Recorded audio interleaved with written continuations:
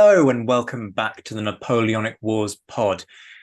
We've got another cracker lined up for you, but before I dive into that, folks, a reminder, this is specifically for the people who subscribe or are on Patreon as one of the patrons, I guess. The clue's rather in the name. As you will have heard from the exclusive announcement episode, small episode thingy that went out, thingy being a technical term, as ever, you will need to double check that announcement and the perks and make sure you're not being overcharged because the perk system is changing. For those of you who don't subscribe to the Patreon system or the Spotify exclusive episodes, you don't need to do anything. You're just going to be able to enjoy the fact that more stuff will go out for free. It's all because I've got a Leave a Hume Early Career Fellowship. Humble brag right there. But I'll be at Portsmouth University, and so basically I don't need to use money as a podcast as a means to generate money. So good times ahead for the Napoleonic Wars pod. Enough about that. Let's dive into what promises to be a really cracking episode. I talk a lot about the British Army. I'm aware of that. We're going to bash that well and truly on the head in this one and talk solely about the French. And I'm delighted to have back a cracking historian, a regular contributor to this show at this point. Graeme Callister is in the house.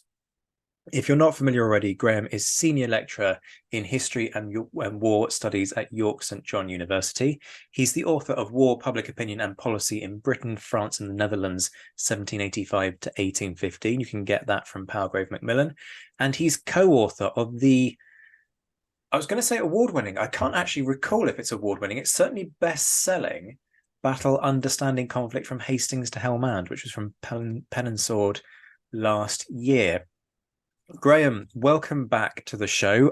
Talk about commitment to the cause. You're at the tail end of nursing yourself through COVID.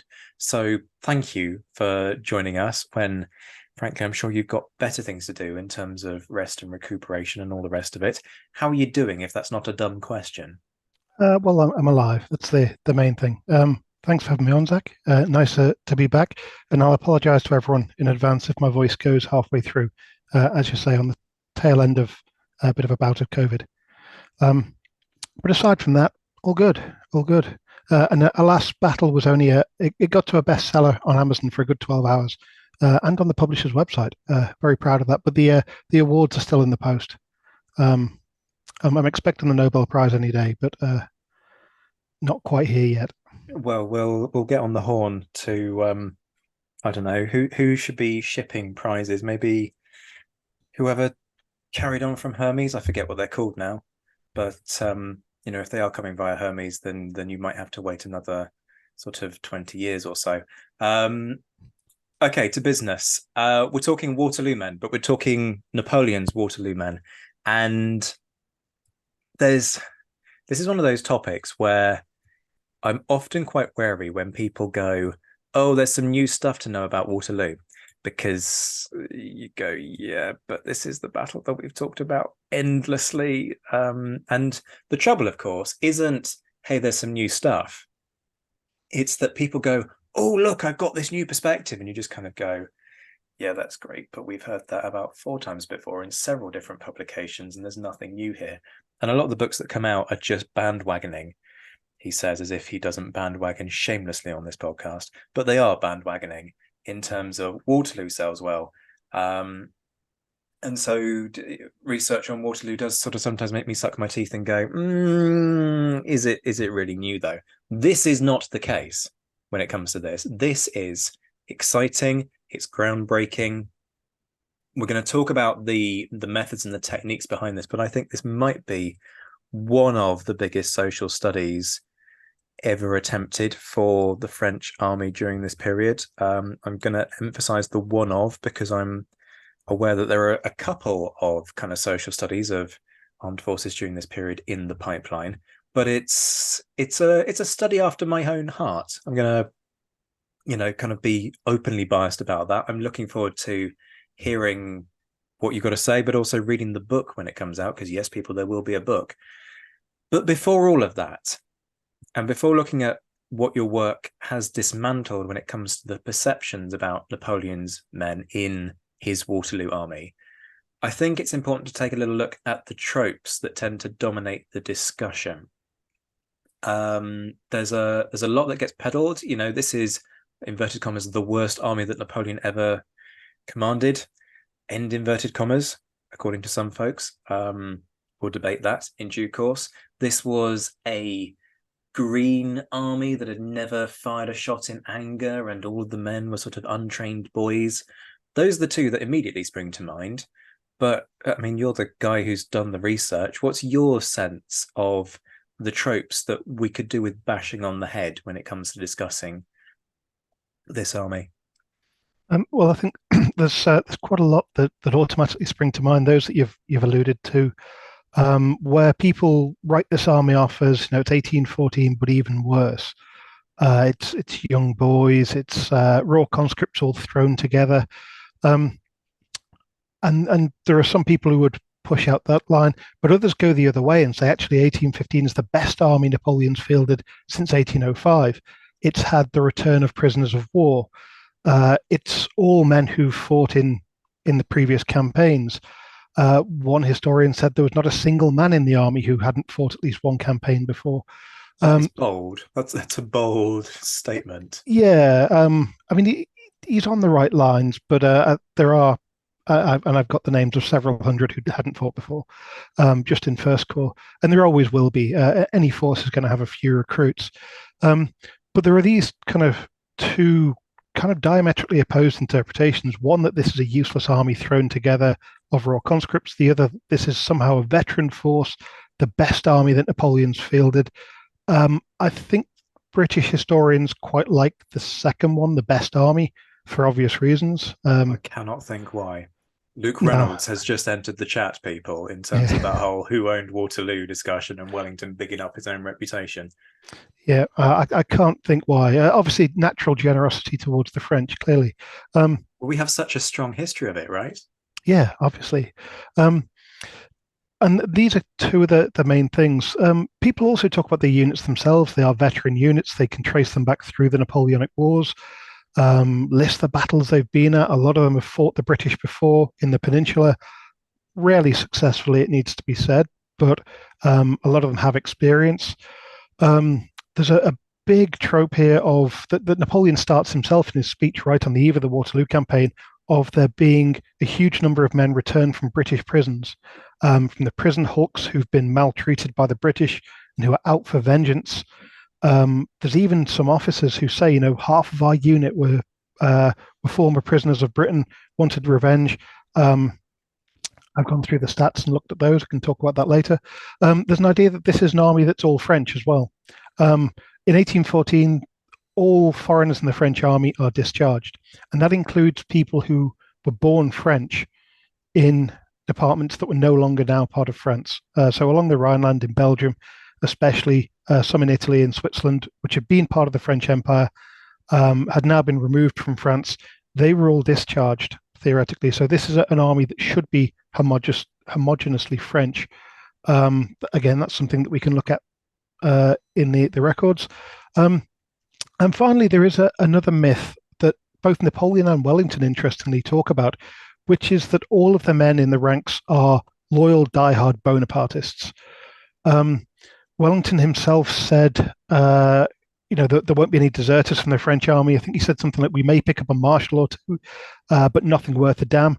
Napoleon said, we'll lose some officers to desertion, but not a man will leave my cause. And again, we can look at that through the records to see whether French soldiers are quite as Bonapartist as both claimed. Wellington incidentally said that, I think, before the battle had even happened, maybe trying to get his excuses in early, for if things didn't go his way. I think he was talking to Thomas Creevey, wasn't he? I think that's one of the things that comes out of Creevey. There's a few of these great little lines. That article one where he's pointing to an infantryman, probably the most famous, but this one, it kind of the indication that the French senior officers might be disloyal, but the rank and file are all solidly behind Napoleon. It helps to paint this picture of the French army as something really formidable. And it does really seem that Wellington is making his excuses in the weeks before the battle, just in case things don't go his way. He can say, I told you they were good. He really does. It's an odd one to suggest that this is a NAF raw army to me because look at how well they fight. Whatever your views may be on the way in which the Waterloo campaign unfolds, you can't deny that these troops fight with a tenacity that is fitting of any army at any point during the period. So to suggest that they're all sort of green boys then leaves a bit of a flaw in your logic in terms of, well, why does it fight so effectively? Because it does fight very effectively. Yeah, and Um, it's not just the personal courage, because we see this in the Hanoverian militia, the Landwehr. We see it in the Belgians and the Dutch troops. The national militia there was only embodied in April.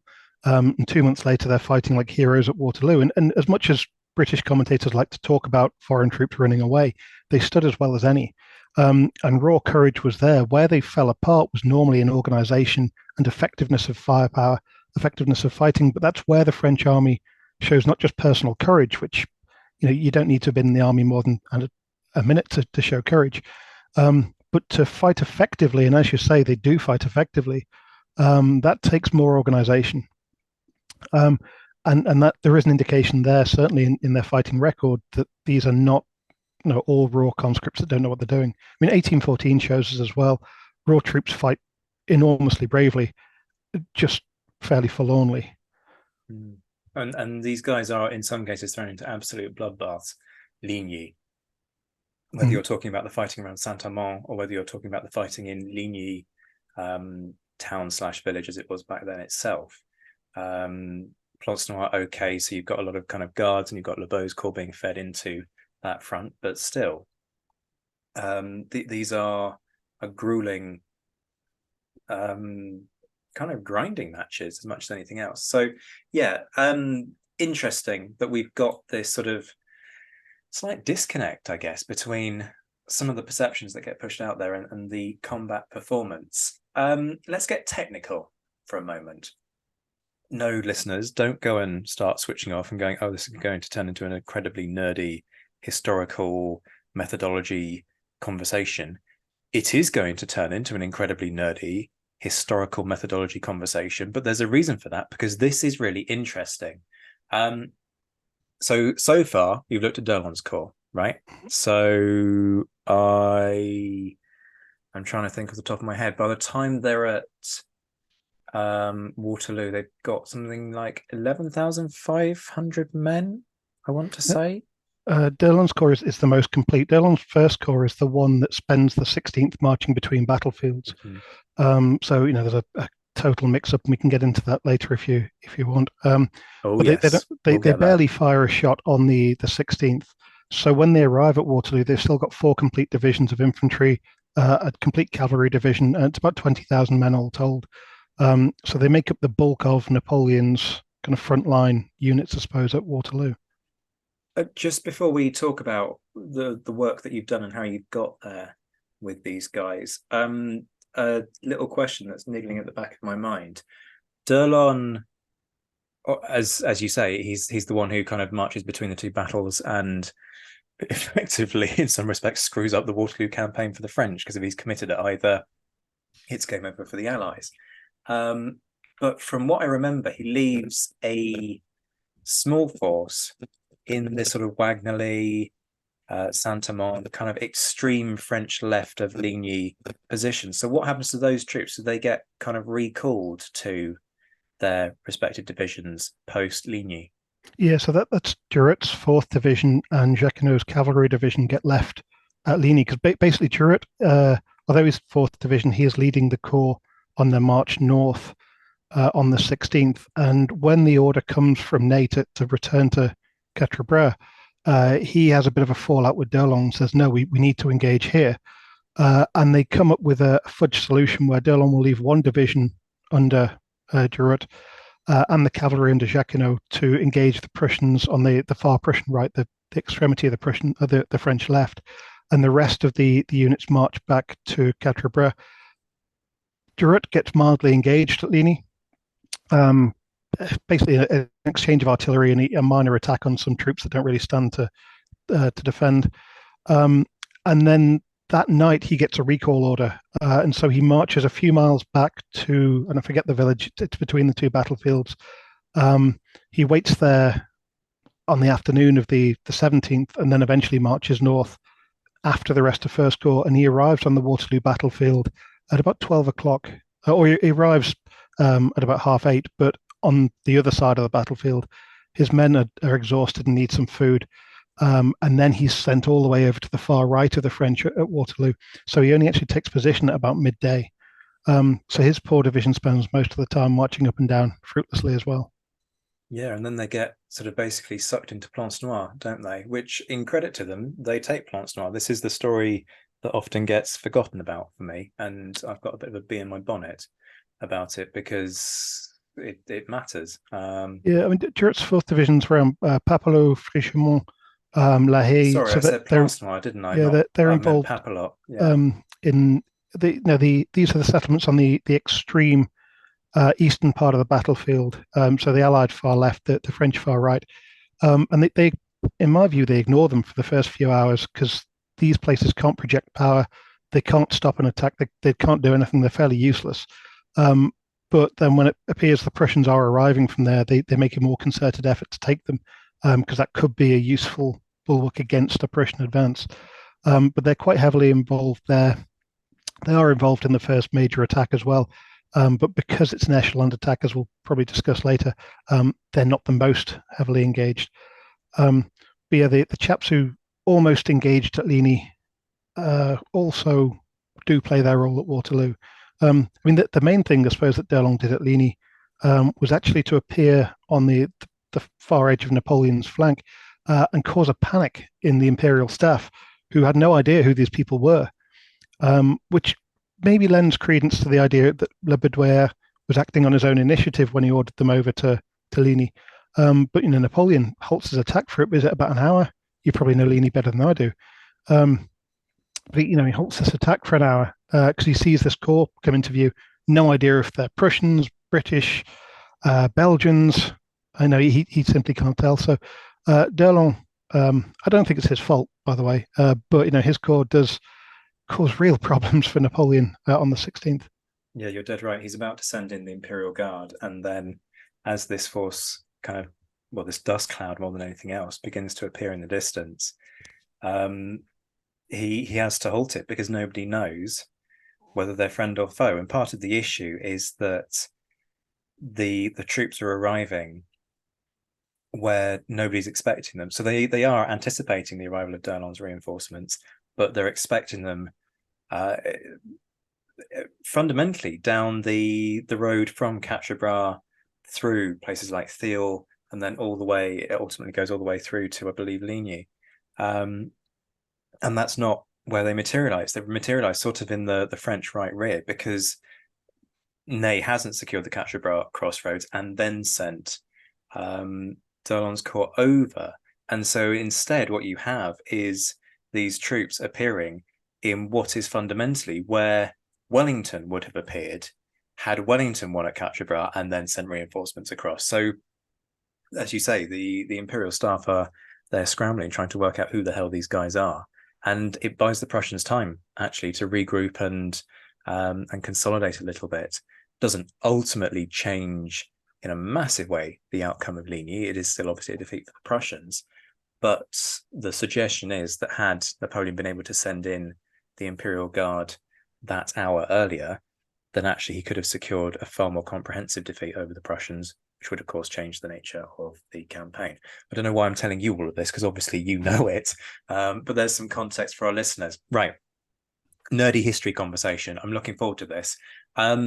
So you've looked at D'Erlon's corps and you've tracked every single man, more or less, from what I understand. First question I'm going to keep very simple. How?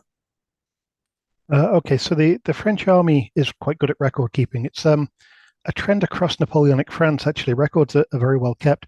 And what they do when they enroll people in the army is put them in a regimental register. They have a list of every man who is in that regiment. And in 1814, when the Bourbons come in, they basically reform the army. They renumber regiments, they rename them, they amalgamate them, And so they take the decision to re-enroll every single man in the regiments. And so, starting from the summer of 1814, we have a list of every single soldier by name with a full record of who is in the French army in each regiment. So, for every single man, there is an entry into the regiment that gives regimental record that gives biographical details, so name, date of birth, place of birth, parents, their height, a physical description, any distinguishing marks. Um, we have a list of how and when the man joined the army. So, are they a conscript, a substitute, a volunteer? When did they join? What was their previous profession? Where did they sign up? We have the battalion and company that they're in within that regiment. So we can place them exactly either in a frontline battalion, a depot, a reserve. We have their ranks and any previous ranks they've held. So a history of their promotions. Other marks of merit or sometimes demerit as well. So the Legion d'honneur, if they have that, that would be recorded. If they've been jailed, that's sometimes recorded as well. And then we have what I can really describe as a narrative of their service history, which in some cases literally just says, served in every campaign from 1806 to 14. In other cases, it is extremely detailed of where they served, what they did in each battle, some anecdotes about what they may have done as a mark of heroism, why they were promoted. So basically, what we have is a potted biography of every single man in the French army. They're obviously very brief. There's 6 to a page on a kind of A4 size page. So these aren't massive biographies, and some men's are pretty limited in the information they give. But nonetheless, it's a vast resource. And it suddenly occurred to me, you know what? I could draw a picture of an entire army here. And then I realized I probably need to kind of eat and things as well. So I limited myself to one corps. But we have these biographies of what the French soldiers look like physically, metaphorically, what kind of people they are. And this is also why, you said right at the start, Waterloo is done to death. The reason that I looked at Waterloo for this is because they have this re-enrollment in 1814, which gives us for this year an absolute snapshot of the French army, of what it looks like. The records, of course, also say how someone leaves the army. So we also know if they left before Waterloo, either desertion, death, discharge. Most of them are discharged. Previous wounds, things like that. So it's really, really rich. I can wax lyrical and probably will do all day about these records. But I mean, just to give a sense of a couple of things I found, 2 men who fought at Trafalgar, who also fought at Waterloo, they come out of these records. They actually only fought 2 battles, both of them in the Napoleonic Wars, which is probably fortunate for France given their track record. But Trafalgar men at Waterloo, pretty exciting. Men in First Corps from the Caribbean, from Egypt, one from modern day Uzbekistan, one from India, men who survived captivity in Russia, some who survived Cabrera Island after Balin, men with multiple wounds, tales of heroism, the odd person killed in a duel, records of crime and punishment to interest you, Zach. So we have we have a vast resource here, and we can build up these individual pictures, but also a picture of regiments and eventually of divisions of the corps as a whole. So many questions. I'm going to stay with the nerd zone for a minute, because what you've had to do is process a vast amount of information. I thought I was doing well when I tackled 9,200, and I forget quite how many it is, 27, I think, court martials. You had 11,500 men to wade through here, if not more. That's a daunting task, because you know how many you're going to have to deal with right from the outset. I mean, I kind of stumbled into my figures. The process. So where to go with this? Because there's a lot to kind of unpick for our listeners as well. For folks who aren't familiar, there's something called qualitative history and something called quantitative history. And qualitative history is, to really dumb this down, is kind of your classic memoirs and other typical sources. Whereas quantitative history is, goes in the word, kind of about numbers. So putting together large data sets and piling all of that information into spreadsheets, and we're not just talking necessarily Excel spreadsheets. We'll get into quite what you use in a minute, but lots of different. There are ways that you can kind of connect all of these different tables into really complex, fascinating databases. And then once you've done that, you then kind of can percolate the information and um, work out the outcomes of all of this. Personally, I've never believed that you can do no, that's not quite true. You can do qualitative history without doing quantitative, provided you're using a significant body of sources and not just one or two. That's an obvious kind of caveat. I've never believed that you can do really compelling quantitative history without then also alongside that doing a decent qualitative study. It doesn't need to be a comprehensive qualitative study, but it does nonetheless need to be good. What's your assessment on that? Have I basically just sort of deeply insulted you? No, no, I'm absolutely on board with that. Okay, that's a relief. So you can do quantitative studies where you can crunch the numbers, you can get stats, but the only way you can interpret those numbers and stats is through qualitative data as well. So, I could tell you the average age of a man in Napoleon's army, but what would that mean if we didn't have any context? Would it mean that they'd just been recruited that year? Would it mean that they've been in the army 10 years? If I gave you the number 24, people might think, oh, that's quite old. But, if conscription only happened at the age of 23, that's not as impressive as if it happens at 20 as it does. So we need that qualitative data as well and information.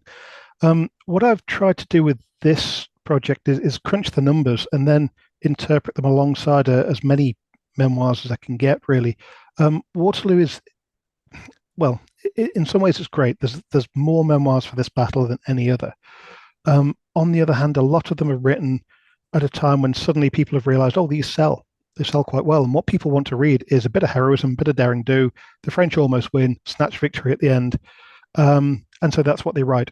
And some of them are more honest than others. Some, the person may as well have not been there. They are just copies of Napoleon's memoirs, of Napoleon's writings, of a few others cobbled together.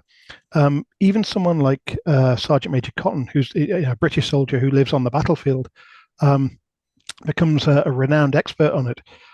He admits in I think it's about the third or fourth edition of his memoir that he didn't really see that much. So he's used Seaborn's published work to fill in the gaps, and suddenly his memoir changes. Things mean different things on the battlefield. A charge of cavalry is very different if you give it a different context. Casualties taken at a certain time of the battle are very different if they're in a different context. So the quantitative analysis gives us patterns, gives us trends, gives us things that we can start to pick out. It also gives us the scale of the thing. You can look at casualties or look at the number of men who've done something, but how to interpret that, give it meaning, and then say, okay, well, how does that make a difference?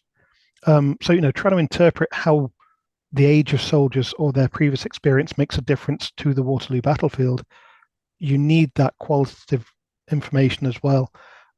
And so that's what I've kind of tried to do with this. But I've also, just because I like crunching numbers and to disappoint you, I have used Excel spreadsheets because That I'm was a going to bit be of my a, next question. Did you go yeah, flat file, which is the basically what so flat file, again, nerd zone folks, but never mind. Flat file is it's kind of in the words, everything is laid out in a series of lines, just as you get in an Excel spreadsheet. Whereas I forget what the technical term is for the more fancy things, but you can kind of give each individual a number, and then that number kind of corresponds to a series of different tables. And so the number stays consistent across all of your different tables, but then you have different data values in your different tables. So one might kind of you might have a table solely to do with ages, and another one that's solely to do with let's say campaign history, and another that's solely to do with trial data. And depending on what you want to do with this information, you can kind of have this really complicated web of interlocking things. Uh, hey, my crime and punishment database is a flat file database, so you're preaching to the converted. I kept mine very simple. The irony was I crafted my flat file database, then sat down with a colleague who had worked with something far more complex. And at the end of it, she turned around to me and said, "Well, for what you want to understand, you're probably best off with a flat file anyway. So sometimes the simple options are the better ones." Yeah, absolutely. I've gone for that flat file approach. There's a different file actually for each regiment, um, just because once you get past about 2,000 rows, and each row has about 19 columns. So that there's 19 data points per soldier, and some of them are kind of duplicated. They've got basically a tick box 1-0 binary for killed, wounded, captured, or deserted. So that kind of four of them is really one. But say there's then 16 data points per soldier, and if you get past kind of 2,000 rows on that, I found it got very clunky. It's probably my computer as well, but I basically made a different file for each regiment. But what you can do with Excel, and it is brilliant, you can reorder each column without losing the overall data. You can compare things, you can make graphs, you can make tables, you can make charts. Um, Anyone that uses Excel, I would encourage you just play around with it for an hour or two. Use the formula function. Once you've worked out that formula, you can work out loads of stuff. It's brilliant. You can get standard deviations, means, medians, averages. You can work out all of this stuff. I probably didn't do it in the most time efficient way, because I know Excel and nothing else. Bit useless, but it worked for me. But yeah, I've got these masses of data, and each regiment, because the regimental registers don't just list the people who fought at Waterloo; they list everyone in the regiment, third battalions, fourth battalions, depot. So each regiment has minimum 1,800 entries. The maximum, I think, I did got to about 2,500, and then everyone after that kind of joined too late for Waterloo, so I actually ignored them. But for each regiment, therefore, you've got somewhere between 25,000 and 35,000, or maybe 40,000 data points that you can play with. And some of them are fairly basic, which battalion, which company. Others are heights, ages, the rest of it. I didn't record things like parents' names. I didn't record previous occupations. I probably should have done, but I thought it would be too time consuming because I think in the end I've gone through 35,000 soldiers and got about that number of entries. It took a while, so I didn't put all the data in I could have done. But it's really good that you can compare these things on Excel. You can make different charts, different tables. I made a vast number of these things I've done nothing with because they're actually not very interesting. Um, things that actually don't show us more than you could just guess, really. But on the other hand, there is some really good stuff to come out of this. How the hell have you done this so quickly? Oh, Because I've just done some basic maths. So my database, according to my pigeon maths, contains something in the region of 93,000 data points. You're probably looking at a minimum of 200,000 data points, certainly no less than 180,000. This is massive in terms of effort and all the rest of it. And I swear you've been working on this for like 18 months, 2 years or something. yeah, it's a couple of years. I don't have much of a social life, so staying in the evenings. This is called being a historian, my friend. Yeah. I mean, I socialize with people who are dead for 200 years. That's a perfect evening for me. But these documents are also they're readily available. The regimental registers, the French military archive has done a brilliant job of putting the line infantry regiments registers online. So you can get all of this data. It's the raw images of the file, so you have to be able to read, handwritten French still. Nothing is transcribed particularly, but you can go through them relatively easily, and they're kind of handed to me on a plate. I haven't had to go and dig them out or find them elsewhere, so I guess that saves a lot of the time. And they are quite repetitive, so you know what you're looking for after a while because they're on a pre-printed form. There's 5 or 6 boxes that are filled in. You know where you're looking for each bit of information. and I didn't go into as much detail on soldiers who say were discharged in 1814. I just noted down the biographical details. Um, Very rarely noted down other stuff unless it was really exciting. A man who saved the eagle at Talavera, who I still can't find anything about from the British side. It wasn't a rifleman that tried to take the eagle, so don't get too excited. Um, but All the sharp conspiracy theorists have just jumped straight online. There is evidence that somebody tried to take an eagle at Talavera. yeah, it was a dragoon apparently.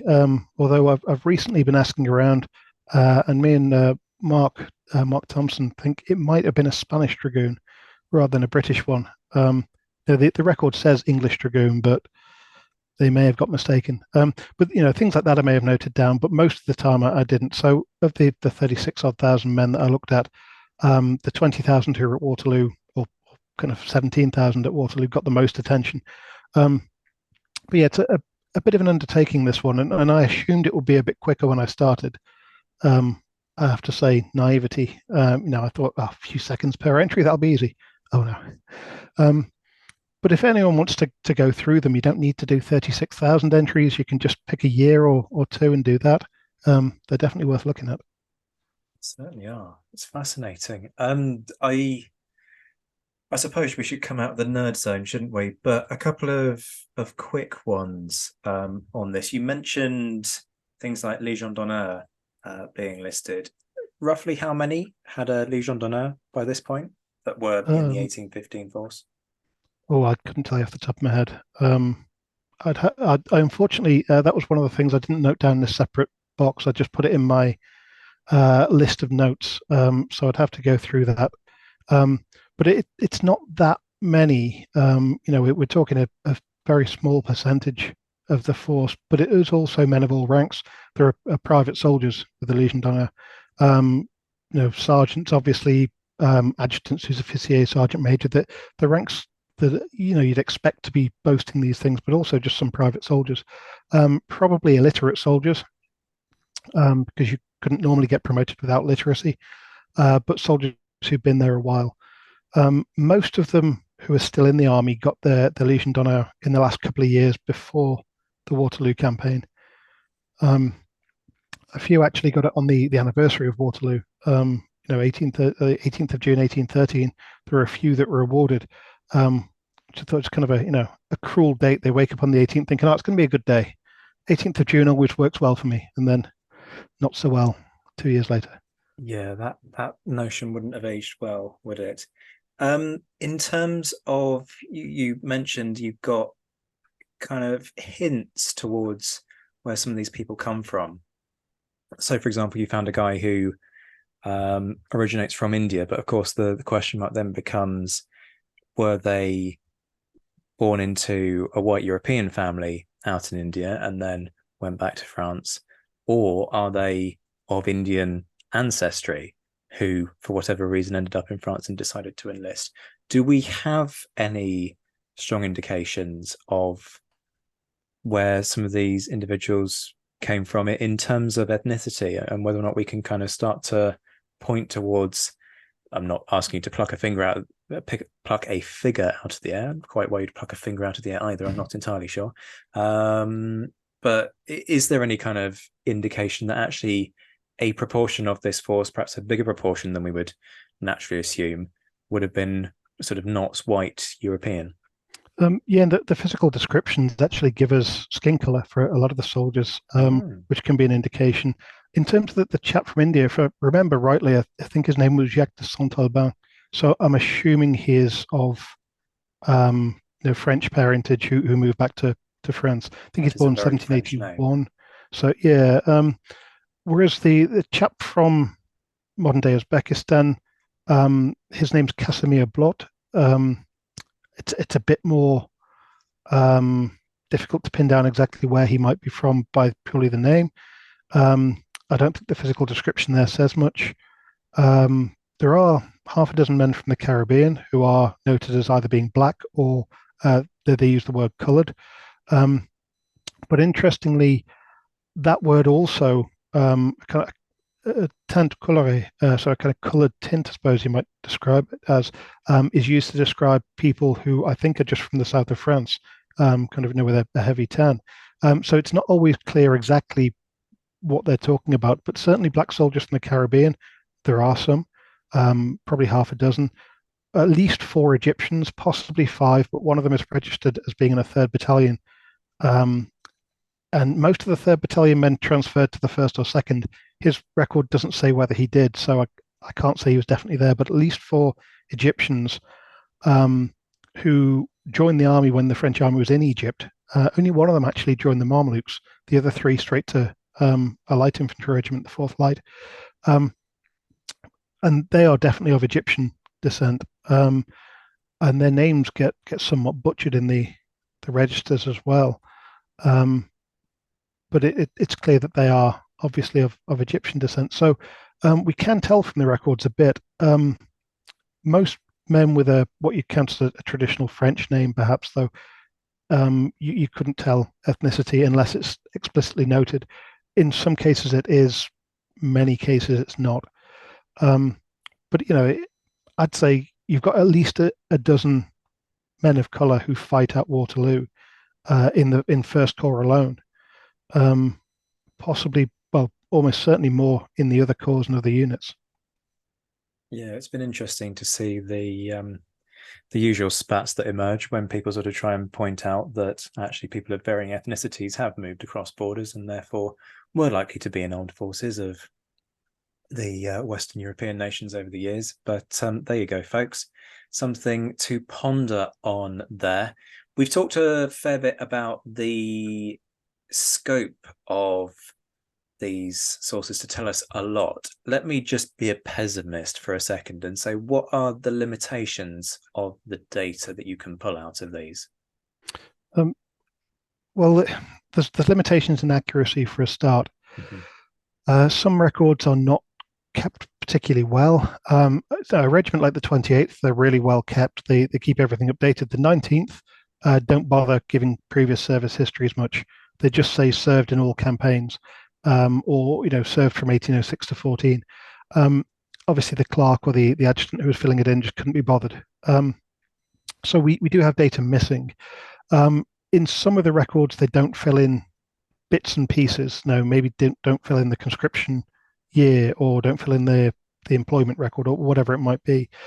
At other times, if you trace a record back through several regiments, you find several mistakes and inconsistencies.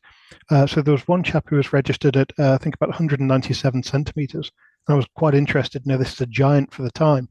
And then I found his original inscription record in another regiment where he was registered at about 153 centimeters. Now he first registered when he was 13, so that could be natural growth, okay, but growing a foot and a half, even from 13 to 18 with extra food, is unusual. So it's not quite clear how accurate some of these things are. Names also change a bit. Sometimes horrendously change. So if you didn't know it was the same man, it would be almost unrecognizable. So there are limitations there. We've also got to bear in mind that these are records kept by humans. They fill in what they want to. So to give a couple of examples, the 19th line, I think it is, has, if I remember rightly, 263 men listed as killed or wounded or captured. Oh, sorry, no, killed or wounded at Waterloo. Of those 263 men listed as killed or wounded, one has a description of how it happened. Only one. Now, is that because 262 they didn't know? Is it because, again, the 19th is the one where they couldn't be bothered filling in much? So is it they just couldn't be bothered filling it in? Was it this one was so horrific that's the only one they remembered? We don't know why this one was filled in. And he was shot in the lower abdomen, so it could have been horrific. But because we don't know why, it reminds us that these are filled in by the choice of someone. So someone has chosen what to put in there, what not. And so, there is a process that we have to go through with any source of considering the provenance, of considering who created this and why. So there are some of the limitations. Other ones, of course, are that if you're basing this or doing a qualitative survey, a quantitative survey of something like heights, of ages, you do need them to have got it right. Heights, especially, I suspect they sometimes just guess. Some of them are really accurate down to the zero point 0.1 of a centimeter. Others, they're just no 165. That comes up a lot. 166.6 comes up ridiculously often. And I don't know whether that is because a lot of men happen to hit that height, or whether they just look at them and go, "Yeah, 1 2/3, that'll do." Um, so it's not entirely clear why certain patterns emerge. But the accuracy of information, the lack of impartiality, possibly these are limitations with these as much as any source. There's a very small corner of my brain that just kind of heard the 166.6 and wondered if there was some kind of in joke going on there, whereby, 666, number of the beast. I know technically it was originally meant to be 606, so I don't know at what point it then got morphed into 666, but it just occurred to me maybe that's a thing going in there. What you suggest is far more practical and sensible. I mean, it may well be they looked at some people, or they had some departments in mind and thought, right, he's the devil. He's from this department I don't like. Stick it down as 1 6 6 6.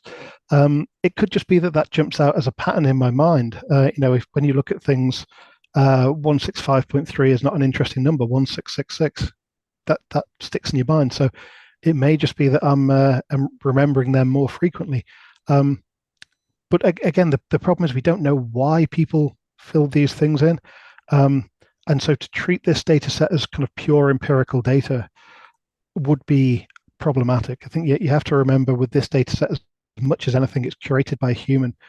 So anyone using it, I would advise using it with the normal skills of a historian. Be critical. You've done a really nice job there of giving us the indications of the challenges of data. That the danger very often, if you crunch some numbers, is to go, this is empirical and this is 100% fact.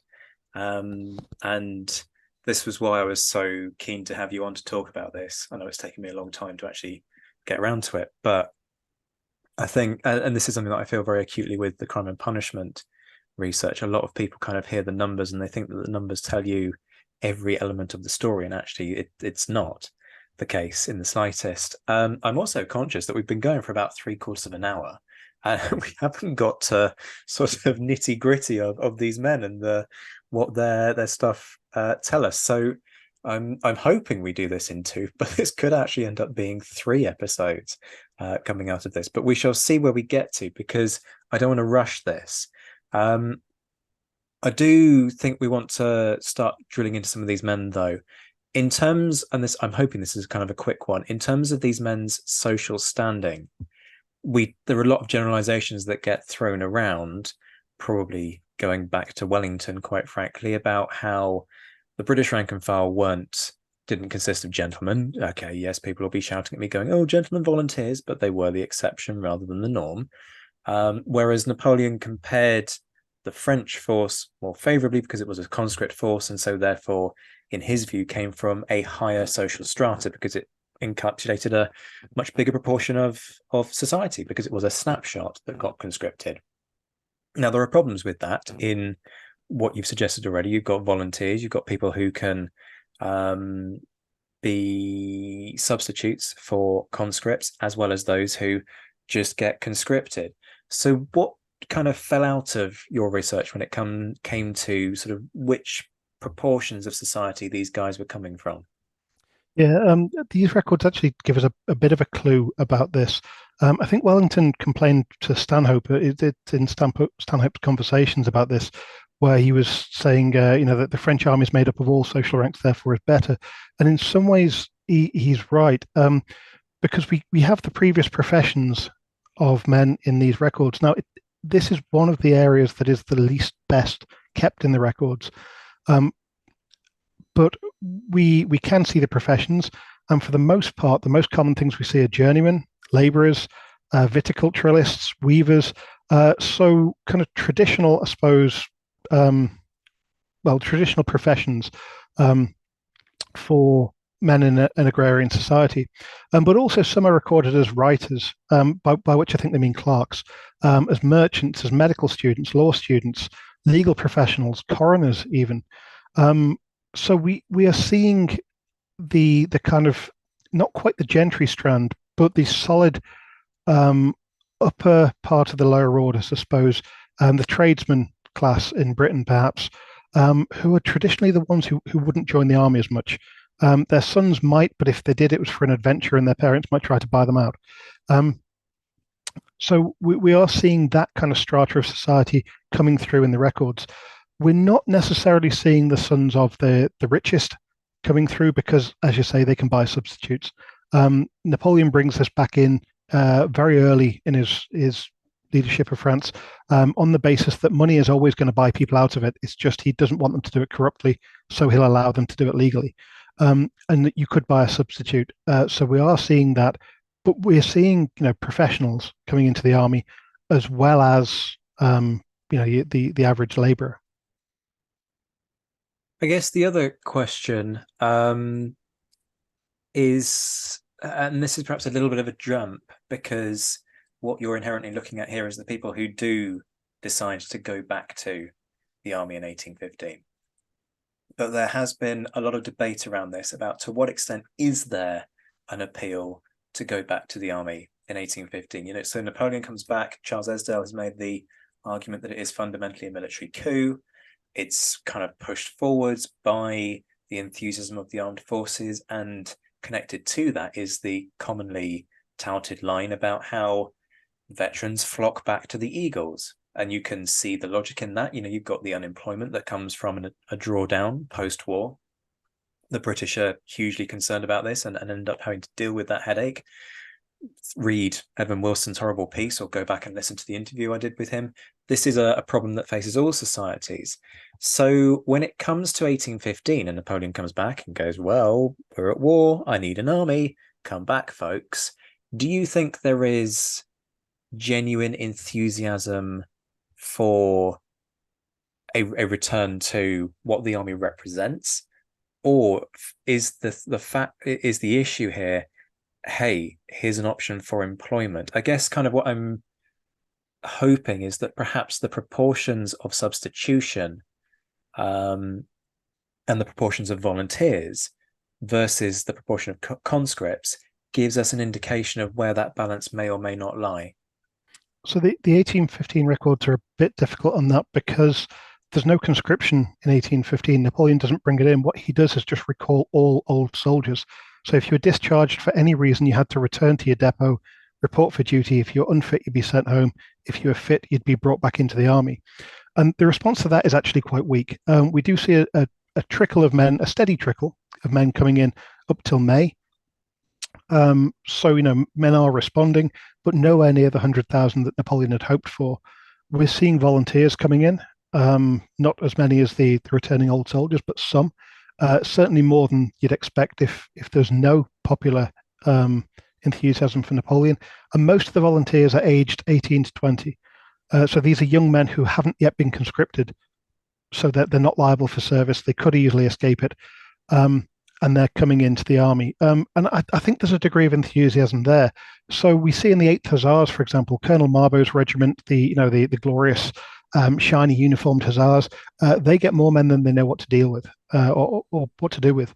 And so they end up actually sending men to infantry regiments because they can't horse them all, they can't use them. So I think men are volunteering from a sense of enthusiasm, perhaps, of venture, maybe loyalty to Napoleon. There are some doing that. Others maybe are returning for economic reasons. France is a bit different to Britain. In 1810, Britain had kind of gone past the threshold of the agricultural economy no longer being the largest in the country. It's mining, building, and industry and manufacturing. That, as a single sector, is the biggest employer in Britain. France, on the other hand, is still 80% agrarian.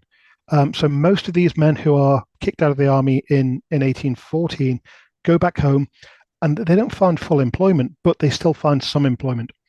And often there is family smallholdings. There's enough to sustain people, and more than in Britain. Enclosure hasn't hit France as hard. There's a different social organization, really. Even in kind of 1810 to 12, at the height of I suppose, the hunger in the empire with the food riots and the rest, there had been a shortage of labor in the countryside still in France. And men avoiding conscription especially could always find somewhere to hide out if they gave free labor to the farmer. And so there was less destitution in France than Britain with demobilized soldiers. So I think the economic motivation is probably a bit less strong. Whether people are really enthusiastic or not is always hard to tell from the records. But we have some really interesting cases. There's a chap called Mathieu Brock, who is a soldier who had served from 1792, so a veteran. He'd been discharged in 1802. He then served in the Company of Reserve for 5 years, 1805 to 10. Company of Reserve is just in the department. They do kind of internal policing. They're at the disposal of the prefect. He was discharged again in 1810 from that, and he volunteers for service again in 1815. Now, you might look at that and think, okay, this is a patriot, a Frenchman, a man who wants to fight. Or is it a man who is maladjusted to society, who's unemployable, who can't get another job? We just can't tell from this record. My initial thought was, oh, no, what a loyal chap. He's going back to fight for his emperor. Maybe that says something more about me than about him. But we can project onto this, but fundamentally we don't know from that record. But there is also an issue here, right, in that we don't know these individuals and their characters, and that in turn, so there is I'm a fan of the Jack Reacher series of books. Yes, folks, you can judge me to your heart's content, but I think Lee Child is, certainly the earlier ones are absolutely brilliant. And one of the things that he does, because the protagonist is a military police officer, is he talks about kind of the psychology of people who join the armies. And he talks about, some join because of economic hardship, some join because they are patriots, and some join because they are, to a greater or lesser degree, slightly psychotic, and they enjoy the fact that the army gives you a legalized form of killing. Now, we don't know this guy to start casting aspersions about his character, but this is kind of what you're alluding to, right? That there is that possibility that actually some people are looking at the army as a way to scratch that psychotic itch. And that's a very sort of macabre thing to point out, but we have to remember that we're dealing with humans here, and you're going to get the full spectrum of humanity within a force that is drawn from society. Yeah, absolutely. And Joanna Bourke wrote a really interesting book, An Intimate History of Killing. Not one I recommend reading on a bus, by the way. No one comes near you if you do that. Oh, mate, so sexual assault has quite obviously been in the news recently. An integral part of my research has been sexual violence within armed forces, as you can imagine, and what the army does and doesn't do with it. And there is a book by a French scholar called Georges Vigorello that is entitled A History of Rape. And as you can imagine, it's essential reading for that kind of research. Read it on a train, especially given the cover, which is kind of one of these ancient scenes of an abduction, and sort of, as you think of a kind of Raphael style thing with clothing being all over the place. The looks that you get, don't read that in a public place, people. In my naivety and lack of thought, I did read it on a train and decided I wasn't going to repeat that again. So sorry, I've interrupted you, but yeah, I'm with you. There are times when you need to be careful. Yeah, there's an important wider point there about triggering people as well by reading things in public. I think it's something we all need to be aware of. But Joanna Bourke's book, An Intimate History of Killing, is about the 20th century, and she quite controversially, I think, suggested that a lot of people engaged in war in the 20th century enjoyed it. They enjoyed the killing. Killing was gave a sense of pleasure that nothing else could. And she goes into it in great depth in the book. Like I say, it's provocative. Other people have disagreed with it, but I found it very interesting as a kind of psychological study. And while it's dangerous to project too much between different periods of history, fundamentals such as the emotional response to death aren't going to change vastly, I think, between 1800 and 1900 in terms of the power that you have when you kill someone. And so some men in the Napoleonic armies undoubtedly just liked violence. They liked committing violence. They liked having freedom to do that. In the French army, especially, where once you are in that uniform and you go across the border, you're given license to basically do whatever you want to the local population. And in 1815, by the way, the army did what they wanted to northern France. The 2 months where they're building the army, April, May, and early June of 1815, they treat northern France like an occupied territory. They're pillaging, they're plundering, they're molesting, they're attacking the locals. There are examples of them getting on well with the locals, But there are hundreds of examples of the departmental authorities complaining and saying, "Can you stop your men from pillaging our people?" And the army says, "Well, that's kind of what they do. We've trained them to do this. We've allowed them to. Sorry." Um, I so did no, not some of know these men that. will join up for that kind of license to commit violence, and we don't know these men. You look through them on the registers. All you get is a brief snapshot in a bit of ink. Um, we can't know their psychology, but we can always try to extrapolate hints. Absolutely. A lot of what you said there also taps into Michael Hughes's book, doesn't it? Forging Napoleon's Grande Armée, and that folks will have heard me talk before about that kind of the culture of sexualized violence that seems to have existed, and the conflations of conquest of territory with conquest of people, whether that's through murder, killing people on the battlefield, whether it's atrocities against civilians, or whether it is sexual assault.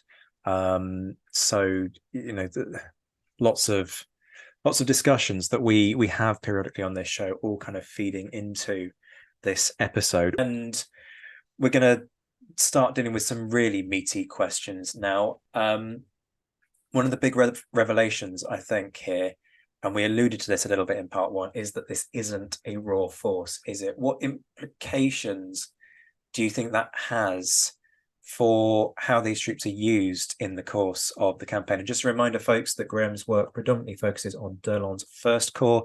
That is the body of troops that marches backwards and forwards between Quatre-Bras and Ligny over the course of the 16th without really being involved in either in any substantial manner. And then is meant to be the hammer blow that is going to break through Wellington's left flank, but of course is hit by the charges of the Union and Household Heavy Cavalry Brigades. So that's what we're fundamentally talking about here. But yeah, in terms of how raw this force is or isn't, just give us a sense of what you've found and what implications do you think that has for, I guess, perhaps even Napoleon's confidence in terms of how he's going to deploy his troops and what he's going to do with them. Yeah, so the French army for the 1815 campaign, and specifically d'Erlon's First Corps, is by no means a raw and untried force. About 99% of these soldiers have served before in some capacity before Napoleon's abdication in April of 1814. The other 1% are volunteers from between April 1814 and May of 1815. No one who volunteers after May of 1815 actually gets to Waterloo. Probably another couple of percent of the corps had been in the army, but not actually on active service in 1814. So on garrison duty, internal duty, in depots. Others had seen minimal service. And some of these had seen minimal service years ago. So in 1809, about 150 or so men who fight at Waterloo in First Corps had been conscripted in the middle of 1809, found themselves at Flissingen, or Flushing in English, in August 1809, when the British rock up, suddenly siege the town and force a capitulation. So these men had seen a few days of action in a siege, and that was all. They'd been captured in 1809. They'd been returned in 1814. So their 6 years on paper of service had all been spent in Britain as a prisoner. So we've got 95% at least of this force that has actually seen combat. Most of them had seen more than one campaign as well. So by no means a raw force. The average enrollment year, and that's both mean and median for the statisticians who want to know what I mean by average. So mean and median enrollment year is 1812, which means that at least half of the corps had at least 3 years experience. So, these aren't as experienced as the British Army. If you're looking at Picton's 5th Division, which faces up to d'Erlon's Corps at Waterloo, 40% in some regiments had seen 7 years service. 10% might have seen 14 years service. In this French force, maybe only 1% of d'Erlon's Corps were actually veterans from before 1800. It's a far, far smaller number. mostly because they were discharged in 1814, but also obviously destructive experiences in Russia. So they're not as experienced maybe as some forces, but they're by no means raw. Where they do have less experience maybe is serving in the same regiment. Some of the regiments are quite coherent. The 105th, for example, has about 600 men who had served there at least 3 years. Other regiments, only about 100, 150 men who had been in the same regiment for 3 years. There's a big amalgamation in 1814, and around half of most of the regiments arrived in the regiment at that point. So they haven't been in the same unit for that long. That's maybe where some of the inexperience comes from. Um, but Napoleon himself said that this is one of the best armies he's ever had. He also said at other times it's not a very good army. It depends on what he was trying to argue at any one time as to what he said, of course. But even Napoleonic apologists would often say, "Look, this was a good army." I mean, they were outnumbered 2-1 in the campaign, so it's easy enough to say good army, but lost nonetheless. How it's that affects how it's used on the campaign. I think Napoleon's got confidence in this army. He in 1814 he also uses conscripts and national guardsmen in a way that he would use other soldiers. So actually, operationally, I'm not sure how much it affects him, but he clearly has confidence in the soldiers. He puts them in positions where they're going to take casualties, but he thinks they're going to come through. And First Corps, like all the others, sees that. At Ligny, you see that with the right wing of the army. At Waterloo, you see it with the left wing, with First Corps especially. They are thrown in formations that will take enormous casualties, but he has confidence they are going to win. They're going to steamroll the opposition. They're not going to flee at first sight of enemy musketry or artillery. They are going to win. And they come damn close to doing it. First Corps, for all it is eventually routed, this is the moment where Napoleon could have won the battle, or at least Wellington could have lost it, because the Prussians are nowhere near. Napoleon could still commit his reserves. They come close, and Napoleon, I think, has the confidence they can do that. Um, I mean, where they actually fall down is maybe less the experience of the soldiers, more the experience of their generals. D'Erlon himself, very good. I'll happily talk about him. The divisional commanders, pretty poor. They're a real mixed bag of lack of experience or third-rate soldiers. Sorry, that's maybe harsh, third-rate, but they're not the top draw chaps that he would have had at Austerlitz, at Jena, at the big battles of the early empire. So that's somewhere they fall down. But in experience of the soldiers themselves, the overwhelming majority have seen service. Oh boy, is my rabbit hole brain when it comes to being podcast host going into overdrive with what you've offered up there. So many strands to this. So in the first part, we were talking a lot about how this feeds into wider research, and you were talking about cohesion. Immediately, I'm starting to think about Ed Koss's work and kind of looking at that primary group cohesion. And the one question I often have for Ed is, so what is different? Why is it that the British Army is able to demonstrate this, and we can attribute success to perhaps a primary group cohesion? And I'm quite convinced by that argument within the British force. But equally, the suggestion that the French don't form primary groups would be daft. Of course, soldiers are going to socialize, and they're going to sit down in their mess groups and chew the fat and all the rest of it.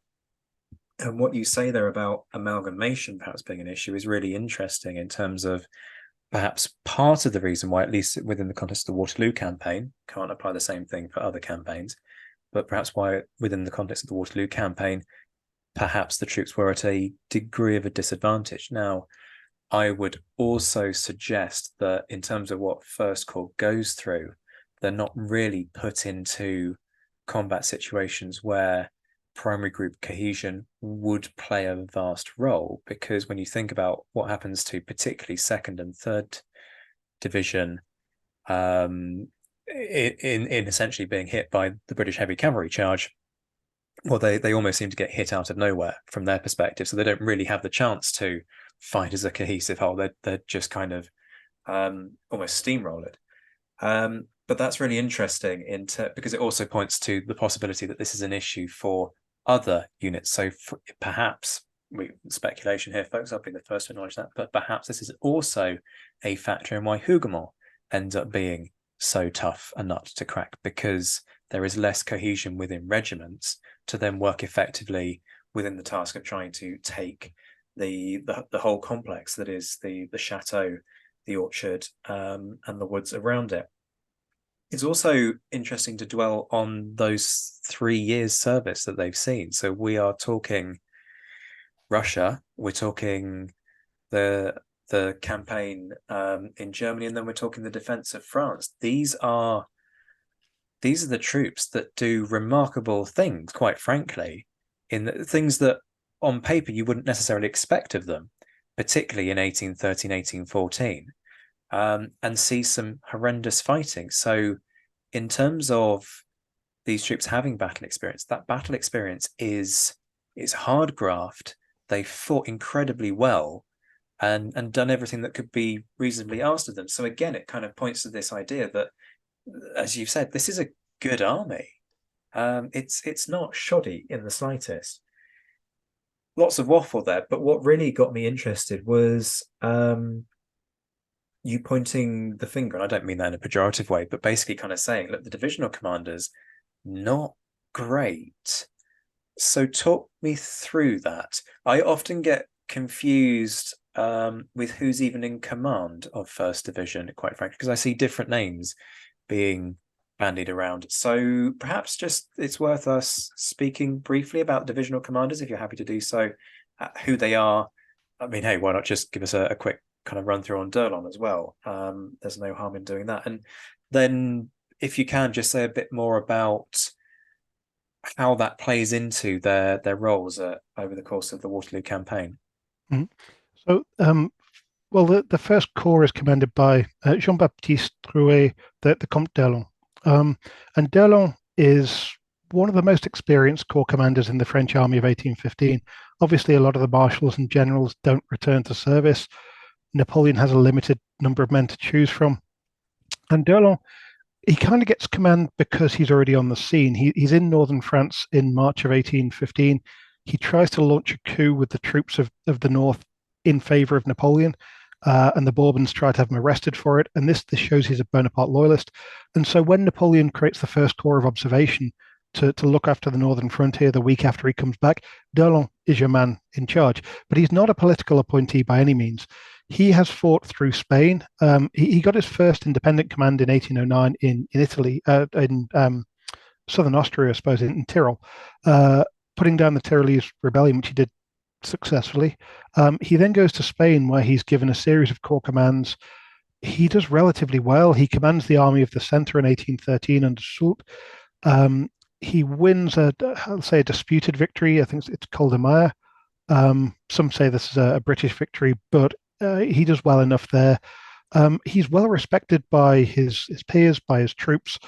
He's not spectacular. He doesn't get a marshal's baton, and he's probably never in line for one, but he's a good choice as a corps commander. The divisional commanders, though, Napoleon's beginning to scrape the bottom of the barrel slightly. The chap who should have been in command of First Division was Jacques-Alexandre Francois Alix. But he doesn't command First Division because Napoleon sends him off to Lille in charge of a special commission, and he can't make it back to his corps in time. This is the kind of chaos that First Corps is facing. A key divisional commander is sent on a minor mission, and no one bothers telling him when he might need to return to the army for the start of the campaign.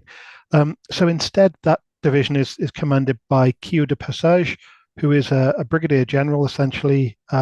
They've changed the name in 1815 to Marshal de Camp. I don't know why they changed the terminology, they just do. But he's a brigadier general level. Never really had divisional command. He was promoted for a rearguard action in Spain outside Badajoz. So he's good at commanding a regiment, even a brigade, but he's never had a divisional command. Donzelot, who is in charge of Second Division, is the oldest of the generals, but he has been in charge of the Ionian Islands from about 1807. So he's promoted to General of Division in I think 1807, sent to the Ionian Islands as their Governor General, and he does well. He defends Crete from the British. He governs quite well, but he's had 7 years as an administrator. He's never held a field command. He'd been in staff roles before that, so he is not a field commander. And this shows now in 1815, on the early in the morning on the 16th of June, he gives an order of the day in which he is disgusted at his men for their pillaging of the population. And he says, "No, I'm not having this. You've been off stealing stuff. You've broken into people's houses. There've been assaults. There's been sexual assault. I'm not having this. You can't do this. Officers take roll calls at every halt. Any man leaving the column should be arrested." And his officers must have looked at him and just thought, "Do you have any idea how Napoleonic War works?" Can I just put in a counterpoint to that? 'Cause I'm with you, absolutely. Time and place. Um, because when you look at what they then have to go through, it's really not the moment. But compare that to what happens in the British Army on the morning of the 18th of June, when we have sources, reliable sources, pointing to the fact that General Adams turns around to troops of, I believe it's the 95th, and certainly the light troops, and says, "Look, you've had to stand as part of the kind of the vanguard all night. You've done exceptionally well. There are 3 farmhouses over there. We're all going to turn our backs. Go do what you want to do," kind of thing. It's a completely different mindset. And this is the British Army, where you've got Wellington, who has this pathological hatred of plunder. And that's coming from senior command. So completely different ethos in the sense of an appreciation of time and place. And there are those moments when actually it's in your best interest to turn that blind eye. Yeah, and the French army, they subsist on pillage. Um, Exactly. this is where men get their firewood. They do it naturally. You settle down for camp for the night. Men go off foraging, they call it, but they're pillaging. And this has been a time-honored way of making war for a decade, at least in the French army. And for him to say to the troops, "No, you can't be doing that," just shows his lack of understanding of how the French army actually operates in the field. No, maybe not the regulations, but the reality. The British Army, of course, goes the other way sometimes. In the King's German Legion, Ompteda on the 17th gives a real dressing down to some troops from, I think it's the 2nd Light Battalion, for stealing a couple of chickens from the village of Béziers that they'd retreated through.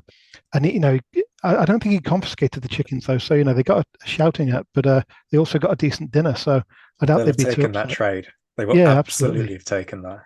But, the British Army ha, has a tradition of not allowing pillage. Now, of course, men pillaged on an industrial scale, but the French army, it's kind of embedded. So Donzelot shows that he doesn't really understand the way of making war, perhaps. The other 2 guys, Morcanier in the 3rd Division, Durot in the 4th Division, they're solid. They've held commands before. They've both been administrators for a time and were brought back towards the tail end of the empire when good generals are hard to find and when there's more divisions to command. So 18, 13, 14. So they both do okay, but they wouldn't have been back in command had Napoleon not been desperate in 1813. They'd have slowly slid into desk jobs. Durot especially is seen as a man who doesn't like Napoleon, but he's a loyal Frenchman. He rallies to the cause to defend France against external enemies. Jacquinot, who's in charge of the cavalry, has been mostly a brigadier general, recently promoted to lieutenant general or general of division. He did okay in 1814 as a divisional commander, but he's not spectacular. He's probably the most experienced or the most consistently experienced. But these are not men from the top drawer. They're not big fighting generals.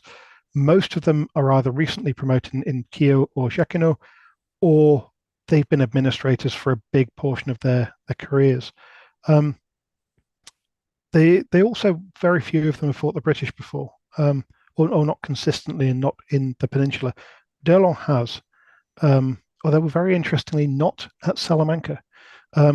And none of the divisional commanders, and indeed none of those regiments in First Corps, were at Salamanca. And the reason I mentioned Salamanca, that is the only other time that Wellington uses heavy dragoons to overrun French units. And the fact that some of the men were, by the way, have found individual soldiers who were at Salamanca, captured, wounded, or just in the regiments that were there. But none of those regiments and none of the divisional commanders or the corps commander or Ney had been at Salamanca, which is I don't know, maybe an interesting point, maybe not. But these generals are not the top draw. D'Erlon actually writes to Davout, who's the Minister of War, of course, in 1815, in the middle of May, so a month before the campaign, saying, "I don't have any brigadiers. You've nominated some, they haven't arrived. Could you please send me some people to command my brigades?" Um, this is a cobbled together force. It's very much extemporized, and there are French officers who say that as well. Who these are experienced men. They're brave, but they've never fought together before. They don't maneuver. Um, the regiments, their colonels are taking them on marches 3 times a week, as we've asked them. They've never maneuvered as a brigade or a division before. So these units really are coming together. They're being knitted together in June of 1815. Another 2 months, they'd have probably had a lot more of a chance. Another year, they'd have been brilliant. But um, they are very much still being formed. The last man that I've found who actually arrives in a unit to fight at Waterloo arrives on the 10th of June. Um, I think he comes from the second line, maybe. He's a sergeant in the 85th, if I remember right. I don't remember the name off the top of my head. Um, but the 10th of June, and then he's marching on campaign 5 days later. Now, that's not necessarily a problem. He's an experienced man, but he wouldn't know his comrades. He'd have no idea. They wouldn't know his voice when he's shouting at them to close up on the battlefield. They'd have no idea who he is. It's not the best way of doing things for an army. I love the insights that this is giving us. You tapped into it right there when you said they wouldn't have known his voice when he gave the order to close up. And it's things like that that make vast differences in the context of a battle. It's fascinating to hear, because we talk a lot about how to what extent is Napoleon operating with an inverted commas B team when it comes to the Waterloo campaign. Obviously, we talk about Berthier, we talk about Davout, foremost amongst. The other day I was talking with Rachel, and we were kind of speculating what if Lannes had made it to Waterloo. These are the kinds of things that we often focus on. But you make a really good point that these are admin guys, and it's, to my shame, it's not something that I'd ever considered. I'm more inclined to sort of poke Jerome and go, well, he wasn't too great. Yeah, I mean, the other half of the battlefield, you've got Bachelot, who I think is relatively solid, Foy, good general, and then Yes. Jerome, who it was useless. He was a useless king. He was a fairly useless general. He was awful in Russia in 1812. Now, he's not a military man. Or maybe I'm being harsh to Jerome. I don't know. I mean, Foy, of all of the ones that we've talked about, Foy is the one who was at Salamanca. Hmm. And on top of that, he then looks at what happens at García Hernandez and goes, this is the most audacious, specifically about the King's German Legion, but he describes it as the most audacious British cavalry charge of the entire Peninsular War. Folks, I haven't got the time to tell you about García Hernandez, but it's a whole story in and of itself. But even Foy hasn't actually seen what the British heavy cavalry can do at Salamanca itself. He just witnesses the KGL. Yeah, and you do wonder if Foy would have said something had he been in D'Erlon's corps. Although two of the divisional commanders did say something. Durut says, "Well, can I actually deploy a brigade on the right because I want to defend my flank?" And he's told no. Marconier says, "Well, no, shouldn't we kind of hold back a bit and keep a reserve?" And D'Erlon says, "No, the Emperor's orders are to attack." So even Foy would have probably been ignored had he said, "Okay, what about cavalry?"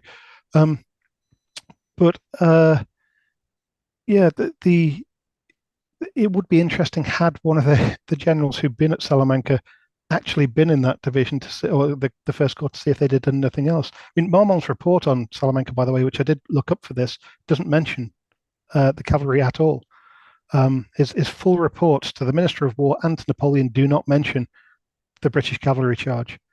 I mean, his report is also a victory that went wrong at the last minute kind of thing, as so many defeats are dressed up to be. But there's nothing that would have told those French commanders that the British have a cavalry force that's capable of doing this. That famous breakfast that they all had, where they sat around discussing things, they're quite dismissive of the British cavalry capabilities. they don't even mention any of the Allied cavalry. No, the King's German Legion don't get a look in. The Dutch heavy cavalry brigade under Tripp isn't mentioned, or at least no one recorded that they mentioned it. Um, so we can assume here that the French commanders are not thinking in terms of Allied horsemen, um, because they don't have that experience. It's not really in their frame of reference. They're not stupid. They don't deliberately go in thinking they can't possibly attack us with horsemen, but they go in a formation that should have been able to defend itself. Well, we can get into why it couldn't. They do flank the force on the left, at least, with a brigade of cuirassiers. Um, so yeah, they're doing the right things, but it probably just didn't really feature in their minds that there may be a major cavalry counterattack with 2,500 angry men on big horses. But you made a really good point, and I don't know for the life of me why I've never considered this before. But you're bang on because all four divisions attack in echelon, and we'll talk about what that means in just a second. There is no reserve. There is literally it's all frontline deployment. Okay, yes, it's staggered because they're going in echelon. But yeah, I don't know why this has never occurred to me before. But there The, the is. the 85th does get left on the far right flank, but the 85th is the smallest regiment in the division. It's only 800 men. Um, and on the left, Bachelou's division of Second Corps advances about a third of the way into the valley, which is utterly pointless because it's not pinning Alton in place, that's the division the other side of the crossroads. It's not supporting the attack. They're doing nothing. They should probably have advanced further, but didn't for whatever reason. Possibly they were waiting in echelon as well. But fundamentally, there's no reserve left in place, which is why it's such a disaster when things go wrong. There's no one to fall back on. If you want later, I can talk all about how Schmitz, who's one of the brigade commanders in Second Division, claims that they were further back and claims that they were a bit of a reserve. But he also claims never to have encountered any British infantry. So who knows what he was doing that day. But fundamentally, this echelon attack by First Corps throws them all in, leaves nothing behind. Now, that's great if it goes well. If it doesn't, spoiler alert, it didn't. You have nothing to fall back on, and the enemy horsemen can run amok for 20 minutes, half an hour. And indeed, they do. Oh, so many rabbit holes. It's like being a kid at Christmas. Whatever the podcasting equivalent of that is, that's what I'm living right now. We did stray a little bit from some key questions that I think kind of set up what follows. Just a quick one. In terms of age, what are we looking at here with these guys? So the average age is about 24 years old. So conscripts come in at 20, so they're older, they're experienced. Some regiments are a bit lower, 23 in a few of them. The 85th, I think, is the oldest with an average age of 26 years old. But they're all around this age of 24, and that's mean and median age. So let's no, before we talk about the fighting itself, there is one other thing that I want to talk about. I believe we've talked about this a couple of times in a non-podcasting sense. I believe you looked a little bit at the Imperial Guard. Is that right? A little, yeah. A little. And the thing that often gets touted about the Imperial Guard is, the standards are lowered in 1815. And there are decrees, from what I understand, that point to that. Both within the Imperial Guard and across the army as a whole, is there any indication of, inverted commas, desperation? I mean, what you said earlier, and I can't believe I forgot this, that there is no conscription for 1815, perhaps suggests not. But do you get a sense of, in a desperation to fill the ranks, certain things just get quietly ignored, which therefore has perhaps an implication on the overall picture of this force? Yes, no. I mean, in 1814 and late 1813 and 1814, standards had definitely been lowered, including minimum height. To start with, it was about 152. By then, it's about 147. So you're taking men a good couple of inches shorter than they had been before. ill health is less of an excuse by 1813-14. And these men, of course, are in the army in 1815 still, some of them who haven't been discharged. Um, they're not accepting men into the army in 1815 who are less able and fit, because they don't really have to. They can send them to the third battalions. The war battalions have mostly got good men, at least able to withstand the rigors of campaign, as they'd say. It's actually interesting. Some of the war battalions send men back to the depots, not many, but especially under 17s. So 14, 15, 16-year-old kids who were in the regiments during peacetime are sent back to the depots from the 1st and 2nd battalions before they start the campaign. They don't want kids with them. And some of these kids are actually of a reasonable height, so they're not necessarily physically weaker. I just suspect they don't want to see 15-year-olds being torn to pieces. So the army isn't having to take whatever it can get necessarily. The Imperial Guard is basically discharged by the Bourbons. They keep 2 regiments of, or 2 battalions, I think, of troops, and it has to be reformed in 1815 very quickly. And Napoleon basically takes 10 men per battalion from all of the line regiments to form the Imperial Guard. They're mostly experienced, but some aren't. Some have only been in service since 1813-14. A few, but no, some are relatively inexperienced. So in that way, there is a dilution, I think, of the entry requirements to the Guard, because even the old Guard battalions aren't all as veteran as they had been. The young Guard, of course, has always been conscripts anyway. So I think there's a bit of a dilution, but it's only the same as late 1813, 1814. And at 1814, of course, and the reason that conscription doesn't come in 1815 is because the conscripts of 1815 were called up already in 1814. So they'd already been scraping the bottom of the barrel there. 1815, they've got the scrapings, but they're a year later, so they're a bit older, a bit wiser. Okay, let's talk about some of the fighting within all of this. The plan. I mean, the plan is brutal in terms of its simplicity, but it's all as the events themselves indicate. It's also a very effective plan. It comes as close as Napoleon gets within the entire battle. And I suppose you could debate, is it the closest? The only contender, of course, is the Imperial Guard attack beginning to fracture the Allied line, but it comes as close as the French get to breaking Wellington's line, and this is the first attack of the day. You're better placed to talk about what the plan is and why it is implemented in the way that it is than I am. So talk us through what the order is, and then the reasoning behind this echelon system, the style of deployment for individual battalions, if I remember this rightly, is exceptionally odd. We're talking ultra thin, sort of single lines to a battalion. I might have got that wrong, but that's my understanding of what's happened. Please correct me if I've been an idiot there. You just talk us through it all and why deploy in this way? Is there a sense of them trying to do something, inverted commas, a bit different? What's the rationale here? And it's a difficult one to answer because no one really says, one, who is responsible, and two, why they did it. My suspicion is that Napoleon has a hand in this.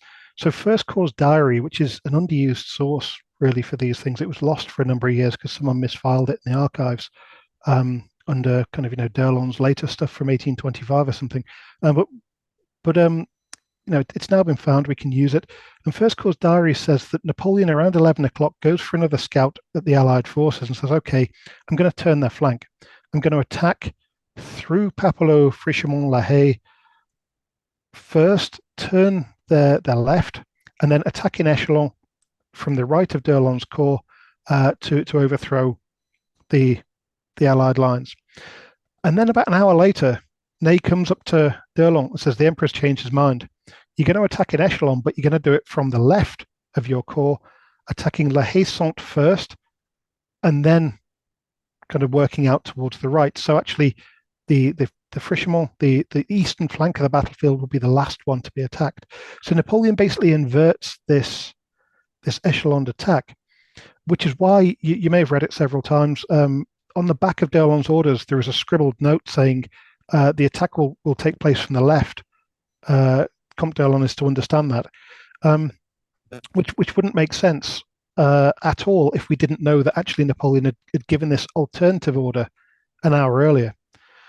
Um, and unfortunately, of course, being Napoleon, he didn't give that order to Soult to write down. He just told Derlon the previous order. But as part of that first order, he said that battalions should attack, or rather, the divisions should attack in divisions by battalion. And that formation is basically every battalion in the division lined up one behind the other. Not to be confused with the attack of battalions by division, which is an attack where each battalion has two companies at the front and kind of attacks three companies deep. So this attack of divisions by battalion would basically mean that the 8 battalions of each division line up one behind the other, and the line they adopt is 3 ranks deep. That's the standard line of battle for a battalion, 3 ranks deep. But normally, like I say, they would attack in this battalions by division, which has 2 companies at the front, 2 behind that. So each battalion there would be 9 ranks deep. In this formation, each battalion is only 3 ranks deep, lined up with 5 or 6 companies across the front, depending on whether their skirmishers go out. And then the column is eight battalions deep, so 24 ranks in total. This is unwieldy. It's horrendous. Only 1 battalion can actually engage the enemy at a time. You can't maneuver. You can't really turn up. They're also closed up. There's about 5 meters between battalions, which basically means you can't wheel more than 10 men if you want to close up the gaps between it. You can't do anything. Battalion commanders have no agency in this. Regimental commanders, apart from the one at the front, can't do anything because you can't move out of that formation. You just have to stand there and be shot at by the artillery. So it's not a good formation, but Derlon, in his first corps diary, basically intimates that it's Napoleon who told him to use that formation. Napoleon himself doesn't criticize the formation in his later memoirs, which is unusual for Napoleon. He criticizes everything else about Waterloo. It's Ney's fault, it's Grouchy's fault, it's Derlon's fault in the 16th. He doesn't blame Derlon for this. Now, part of that is because he never admits that this was a defeat. He claims that Derlon was quite successful in this attack, just 1 brigade was a bit roughed up. He downplays the scale of the problem that First Corps has. And I'm guessing with this, I'm extrapolating, but is this because Napoleon knew he was responsible for that formation, for that attack, and therefore he pretended it was a success? There was nothing to excuse, so he gave no excuses. We don't actually know who gave that order for the formation, but like I say, I suspect Napoleon. Other hints, Durut asks to deploy this brigade on the right. He's told, no, you can't interfere with the Emperor's dispositions. So again, it's Napoleon who's given the order for that formation. No, these are hints, but it's possible that Napoleon did. The only thing against it is that Napoleon did not habitually give tactical orders on the battlefield. He left it to his corps commanders.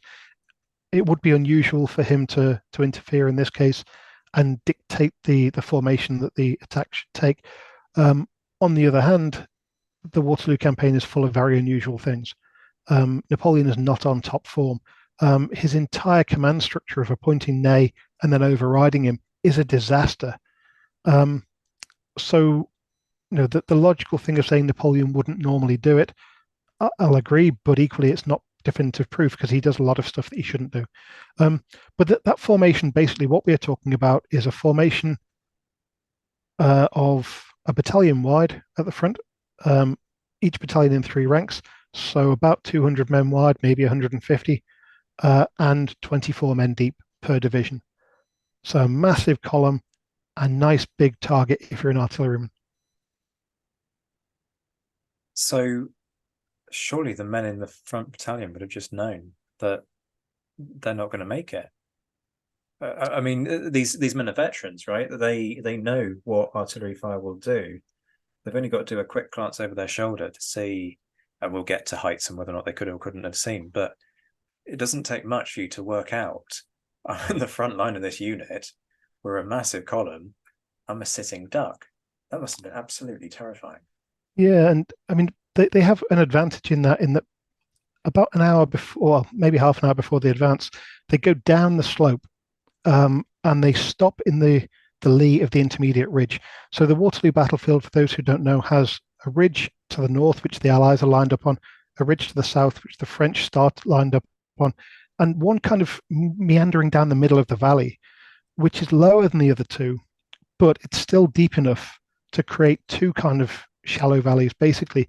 And if you stand behind that intermediate ridge, you can't be seen from the Allied heights. Um, and equally, if you stand in the Allied at the bottom of the Allied slope, you can't be seen from the French heights because of this intermediate ridge.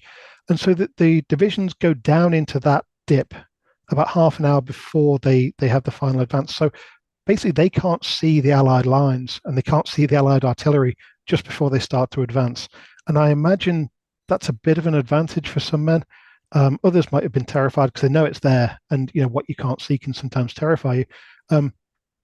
But for a lot of men, because they couldn't see what they were about to march into, it might have been easier. Morale is very high as well. We know that men are geeing each other up. There's a lot of noise.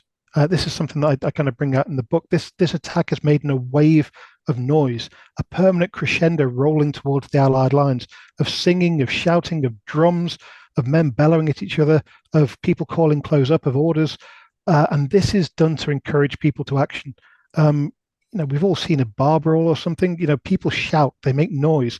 Making noise makes you feel that you're intimidating someone. It makes other people feel intimidated. And the French make noise as they advance. And I think they are encouraging each other to action as they do this. So the men at the front probably knew full well they were going to be in trouble, but they thought, we're in this huge formation. The Allied troops that we're facing might run away. They've done it before. They're facing Belgians and Dutch troops. They've seen them lined up. They'll come over onto our side or run away. There are things in their favor. And I like to think if you're going into battle, you tell yourself anything to get yourself through it.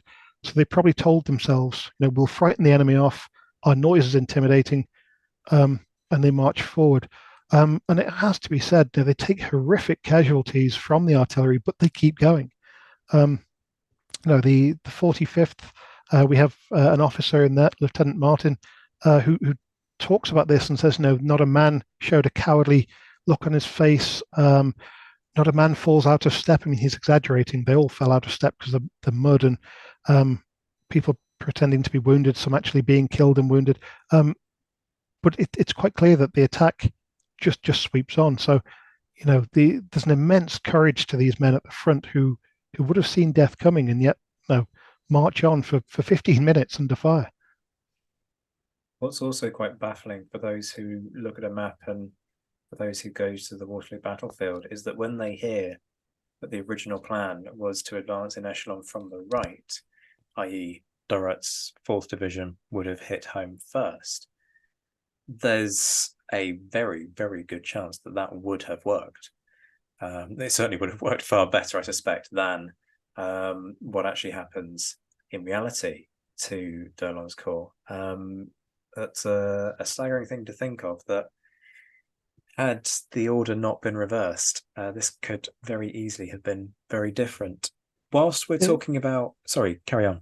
I Napoleon probably reverses that because he wants a quick victory. In all the narratives that Napoleon gives, there's the pause before D'Erlon goes into action where he sees the Prussians off in the distance. And this kind of brings the necessity to defeat Wellington quickly to the fore. Going around the right, the French right, the Allied left, would have brought victory probably. They probably would have got through the Nassau's, Saxe-Farmer's brigade in La Haye and Papelotte. They'd have probably got through the two Landwehr brigades, covered by a couple of batteries of artillery, but not much else, of Best and Vinker, who were on the ridge behind it. So they probably turned the Allied flank. But all Wellington needed to do there was pull back basically to the line of the main road.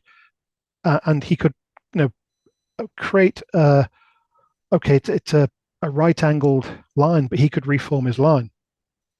Napoleon doesn't have time then to break his line a second time, maybe. So I think what he is thinking with this is just smash the center, overrun La Haye-Sainte, smash the crossroads, get Mont Saint-Jean, which is what he's aiming for. This village that doesn't come anywhere near the battlefield, it's a mile behind the lines. That's what his attack's aiming for. And I think he in his mind wants a quick victory. Smash the center, grab that. You break the Allied line in half. If Wellington's canny, he can remove half of his army and live to fight another day. If not, he's destroyed. But victory is his before these Prussians come. Um, I think that's why he changes his mind on that flank attack. It probably would have worked, but it would have taken longer and might not have gained him more than just a bit of ridgeline. So many more rabbit holes that we could go down because, of course, the what Napoleon could and couldn't see but when it comes to the Prussians is itself a thing hotly debated, isn't it? But we don't have time for that. We really don't. We are again, what 45, 50 minutes into this, and we've got so much still to talk about. But while we're talking about these formations, I do want to draw in what you've talked about in terms of height within this, because there are some really interesting implications of that. So talk us through heights and then what this means in terms of what these men would and would not crucially have seen. So, crunching the numbers across all of these regiments in First Corps, we get an average height for an infantryman of around 163 centimeters. But there's quite a bit of variation. Grenadiers on average are about 168, Fusiliers about 161 to 162, Voltigeurs about 160. To put it in perspective, by the way, that's about 4 to 5 centimeters shorter than the average British soldier, which is interesting in itself.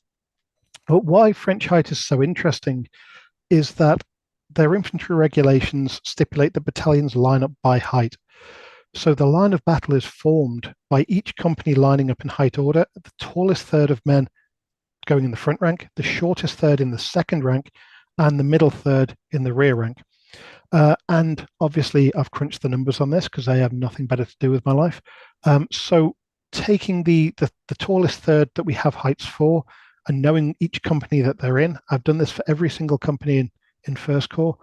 The average height of men in the first rank in Fusilier companies is 168 centimeters. The second rank, the shortest men in that company, is 156. So 12 centimeters or about 5 inches shorter. So you're in the second rank, you're 5 inches shorter, 12 centimeters shorter than the men in front. The third rank on average is 162, exactly halfway between them. So they're 6 centimeters shorter than the front rank, but 6 taller than the rank in front. Now, for visibility, let's add into that their headwear. They're wearing shakos, which are 17 centimeters tall, but a shako, when it's on your head, only sits about 8 or 9 centimeters above the level of your head, because obviously your head fits into quite a bit of it. But what we're talking about here is a front rank that looks about 178 to 179 centimeters tall, so just shy of 6 feet. The men behind them are still 156 centimeters tall. Their eyes don't change just because they're wearing shakos, so they're basically 20 odd centimeters. Their eyes are at least 20 odd centimeters below the height of the man in front. They're in close alignment, which means that they are one pace or half pace, I think, from the men in front. So 33 centimeters basically from the man in front. If you add the depth of the knapsack, which is 11 centimeters, let's call it 45 centimeters from the man in front. But at a distance of half a meter, they can't see a damn thing because the men in front of them are just blocking them. So for men in the second rank of every battalion, they would have seen almost nothing. Men in the third rank would have seen a bit more, but still blocked by the headwear of the men in front and by the head and the headwear of the men in front of them. In this close formation, basically, these men aren't seeing much of the battlefield whatsoever. Now let's throw into the mix the French officers who are actually mounted, which is the colonel of the regiment, the adjutant of the battalion, and the chef de bataillon. So the battalion commander, their adjutant, and then the colonel of the regiment. That's 5 mounted officers per regiment. Everyone else is on foot. The only way you're going to see a man in command is if they're on a horse, because you've got to look up at that angle. You're not going to see a man in command. You might hear your sergeants behind, you might hear your officer off to the side. Suddenly, command becomes difficult. What you can see of the enemy becomes difficult, which might be a bonus. Some people don't like to see danger, some people do. But there are big implications here just in those height kind of statistics for what men would have actually seen in battle, what their experience of battle would probably have been. Um, there's also implications for firing if you want me to talk through that. Oh boy, yes. Go on. Give it all to us. So the French regulations again for firing, the regulation, they're not stupid. They know that these height differentials are a problem. So the regulation says the front rank should kneel down to fire, the second rank fire over their heads, and the third rank take a step 8 inches to the right. And they use the term inches because this regulation was written in 1791, updated since, but actually still in force in 1815. And so they should step to the right and fire in the gap between shoulders. Problem is that requires you to stop. If you stop your attack, can you restart it? Now, under fire, men stopping, kneeling down, they don't often like to get back up. So from experience, French units often kind of dropped this regulation kneeling. They kept on marching. Their idea was to close with the enemy, fire up close, and just keep on closing.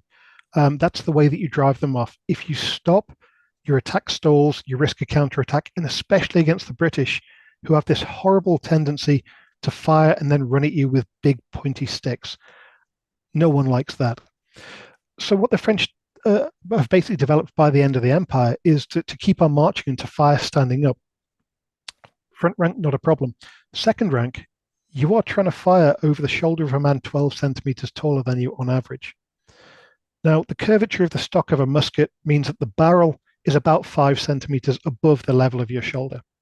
So we've still got a difference of 7 centimeters here.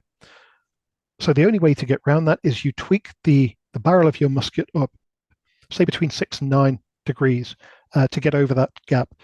And what that means is at a distance of 40 meters, you put a musket ball 10 meters above the target, especially as at short range, you're advised to fire at people's knees because the recoil, the trajectory of the bullet will actually pull it up anyway.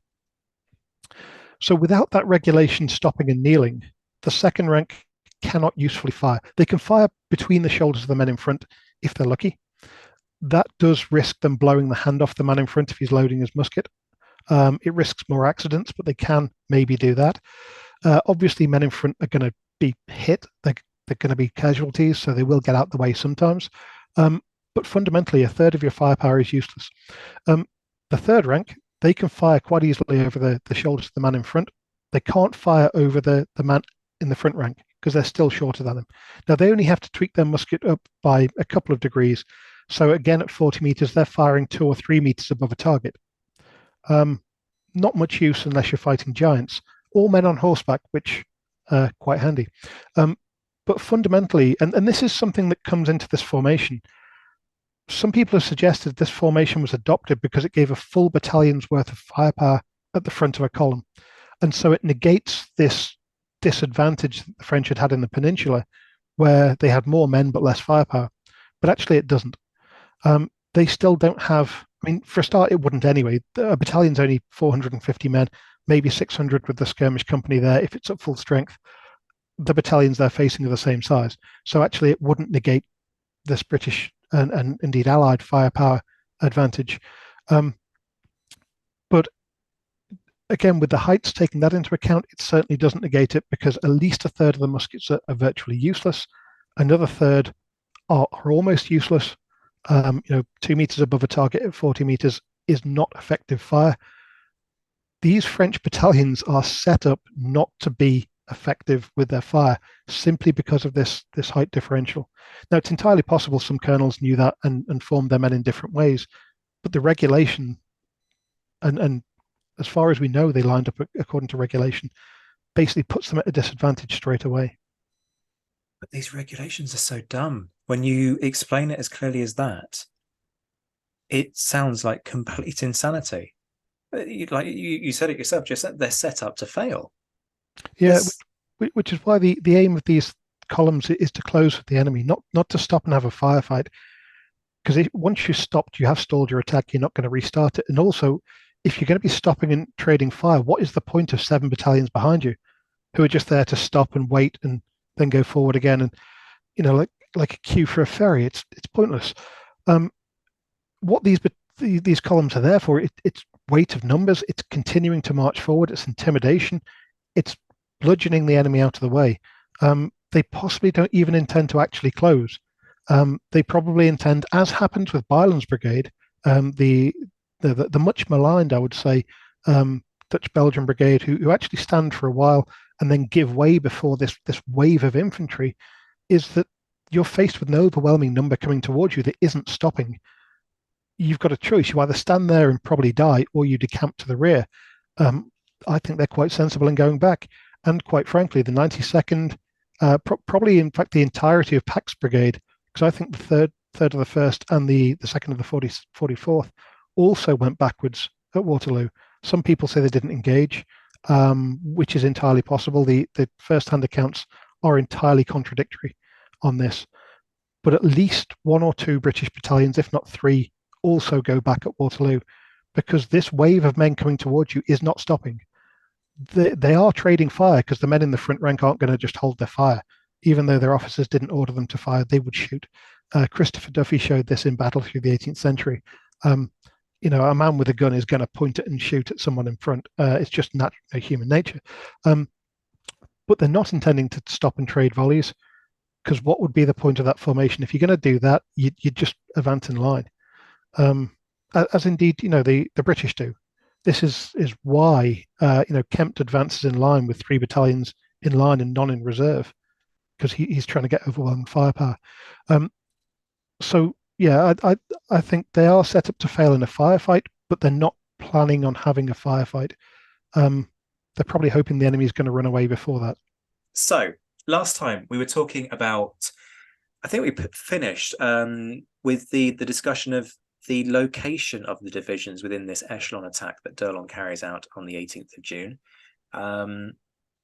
For folks who have forgotten for some reason quite what we're on about, D'Erlon's attack is the one that goes in first. It goes up the French right flank, so in that gap effectively between La Haye-Sainte and Papelotte, ends up striking the Dutch Belgian troops. So Prince of Orange's first corps is, or is it first corps or is it second corps that Orange? No, it's Hill who has he's second corps. First corps. Okay, thank Yeah, you. Prince of Orange is first corps. It's Perponcher's division, Second Netherlands division, and Byland's brigade is in the line, and the Nassau's of Saxe-Flandre are holding Papelotte, La Haye, Smoin, the buildings around the far eastern part of the battlefield. Perfect. It's almost like you know what you're talking about. It's marvelous. So that's where we are, and then behind them, they're sort of propped up by what I call the Peninsular Division. We'll get there in just a moment. And we were saying that actually we don't really know whether next to First Division, which is the first one that goes in nearest La Haye-Sainte, if you're looking at a map of the battlefield, we don't know whether Third or Second Division is actually alongside it, but we do know that Fourth Division is out on the right.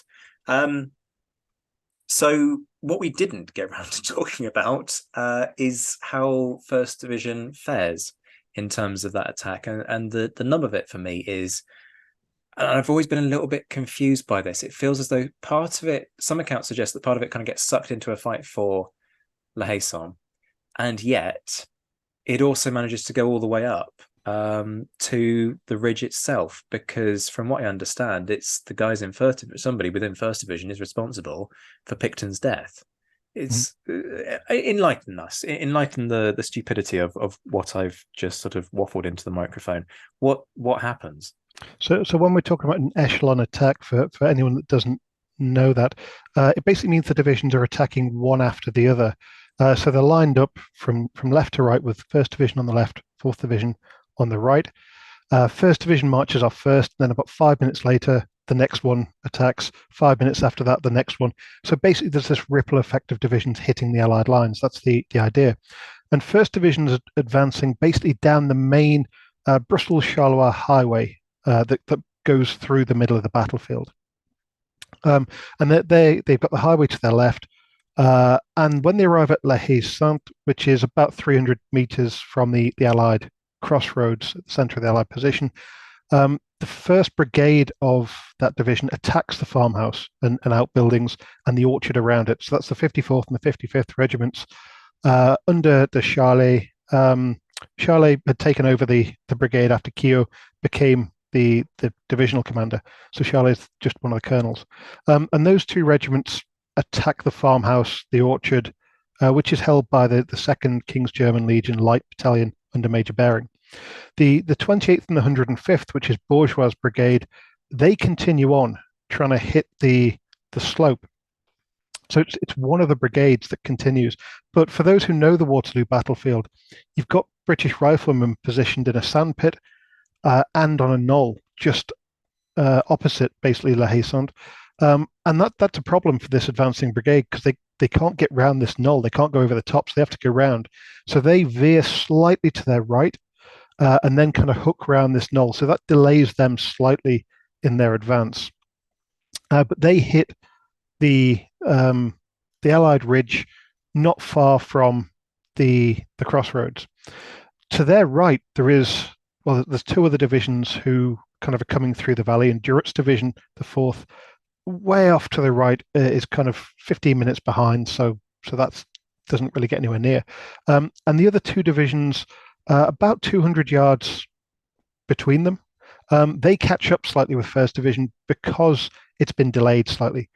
As you alluded to, there is some kind of debate as to whether 2nd Division really even gets there. Schmitz, who's a brigade commander who writes the report for the division, claims they kind of stayed further back. But the British accounts are that they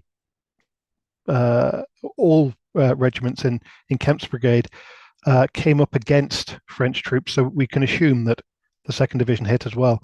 And 2nd and 3rd Division also pretty much reached the ridgeline. Now, the first troops they come up against, aside from the riflemen and aside from the troops in La Haye-Sainte, the first troops they come up against are Byland's brigade, a Netherlands brigade that's made up of 3 militia battalions, the 27th line and I think it's the 7th line. So a couple of regular regiments and then militia. And they've been pretty badly hit at Quatre Bras a couple of days earlier. About a quarter of their troops had become casualties or gone missing. They'd fought well, they'd fought hard. They'd been overrun, some of them, by cavalry. The 8th Militia and the 5th Militia especially are badly hit. So these guys have fought quite hard. They've also, something that's often not mentioned, they had a midnight alarm. Between midnight and 2 in the morning, the sentries thought there was an attack coming, so the brigade was called out, stood to arms in the pouring rain overnight on the 17th. So they haven't slept much. They're tired. They're not as hungry as the French because the Prince of Orange did ensure that his men were fed. But these troops are not in much of a state. They're fairly raw. They haven't been in action with their officers before, and when they see these columns coming, they open fire.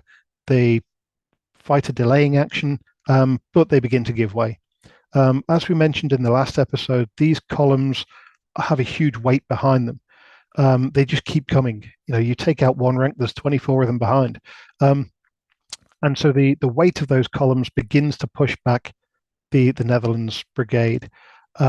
British accounts are that they all fled. Some of them probably ran away, but most, I think, did a kind of fighting withdrawal that became a bit more ragged as it went further back. So the Allied ridgeline becomes somewhat denuded. On the right, by the crossroads, are 3 companies of riflemen in line of the 95th. Another 3 companies have been stationed further forward. They'd also run away. So, while we criticise the Netherlands troops, British riflemen also make a run for it because you don't stand up to several thousand angry Frenchmen coming towards you who aren't stopping. You make a run for it. So this is how the French arrive at the ridgeline.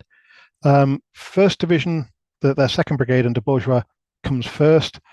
2nd Division is slightly further behind them, about 200 yards to their right, or their left, as the British would look at it, or as the Allies would look down the slope, and slightly further back. And 3rd Division, slightly further back again, another 200 yards off to the east.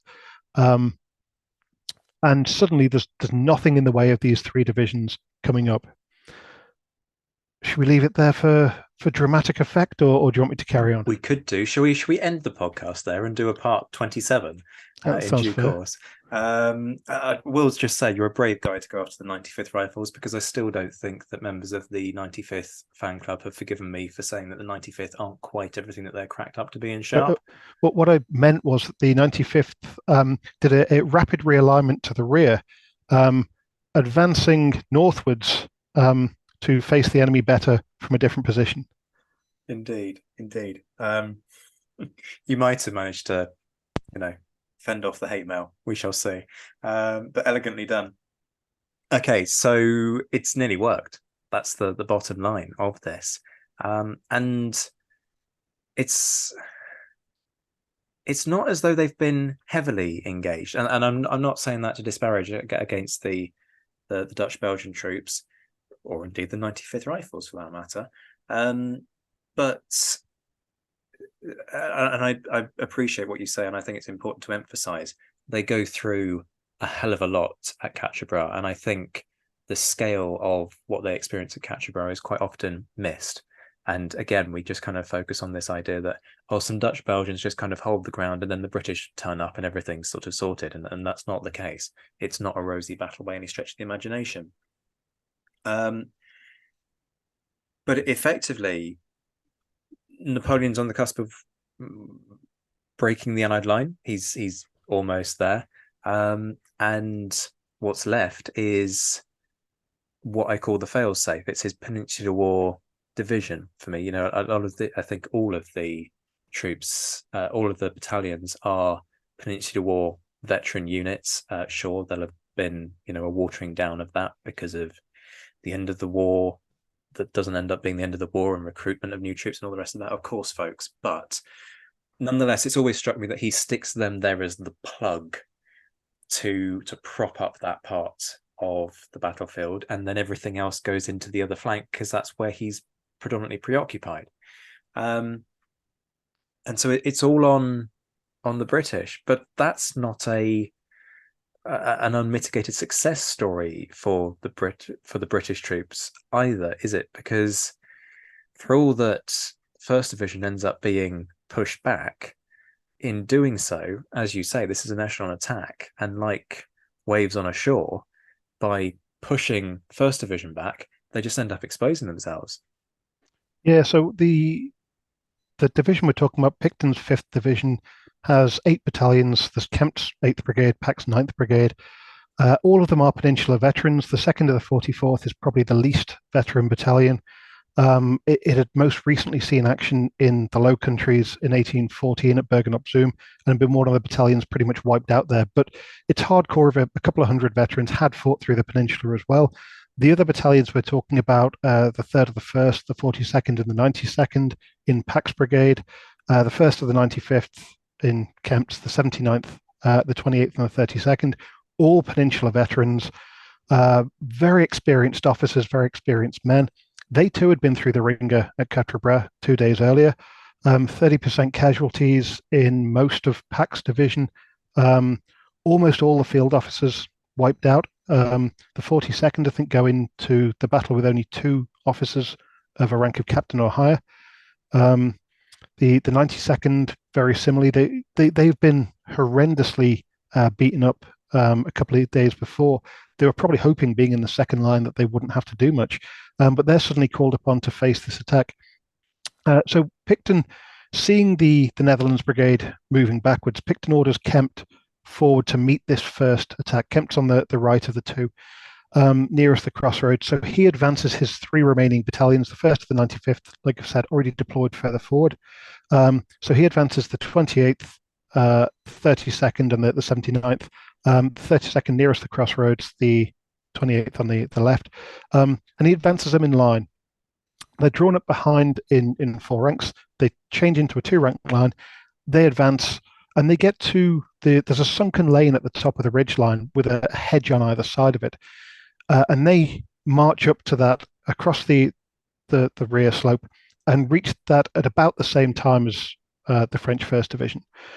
Some French troops said they passed it, but most British accounts say they didn't, and quite a few French accounts as well don't indicate they went through the hedge. So it seems that they met them right at the ridgeline. A major advantage for the British troops at this point is that the French artillery has stopped firing, so no one's shooting at them as they advance. There's quite thick smoke on that ridgeline. There's a British artillery battery under Rogers who's been firing at the French. They remain there. There was a Dutch-Belgian one as well under Bielefeld, but that's withdrawn just as the French arrive. But there's thick smoke there. The French can't see them. The French can't fire at them, and Kempt's brigade suddenly appears as if out of nowhere. And the French troops who thought they were just about to win this naturally pause and think, what is going on? What happens next is disputed. Some people say there's a firefight, quite a lengthy one. Other people indicate that this is a volley from the British troops and a charge.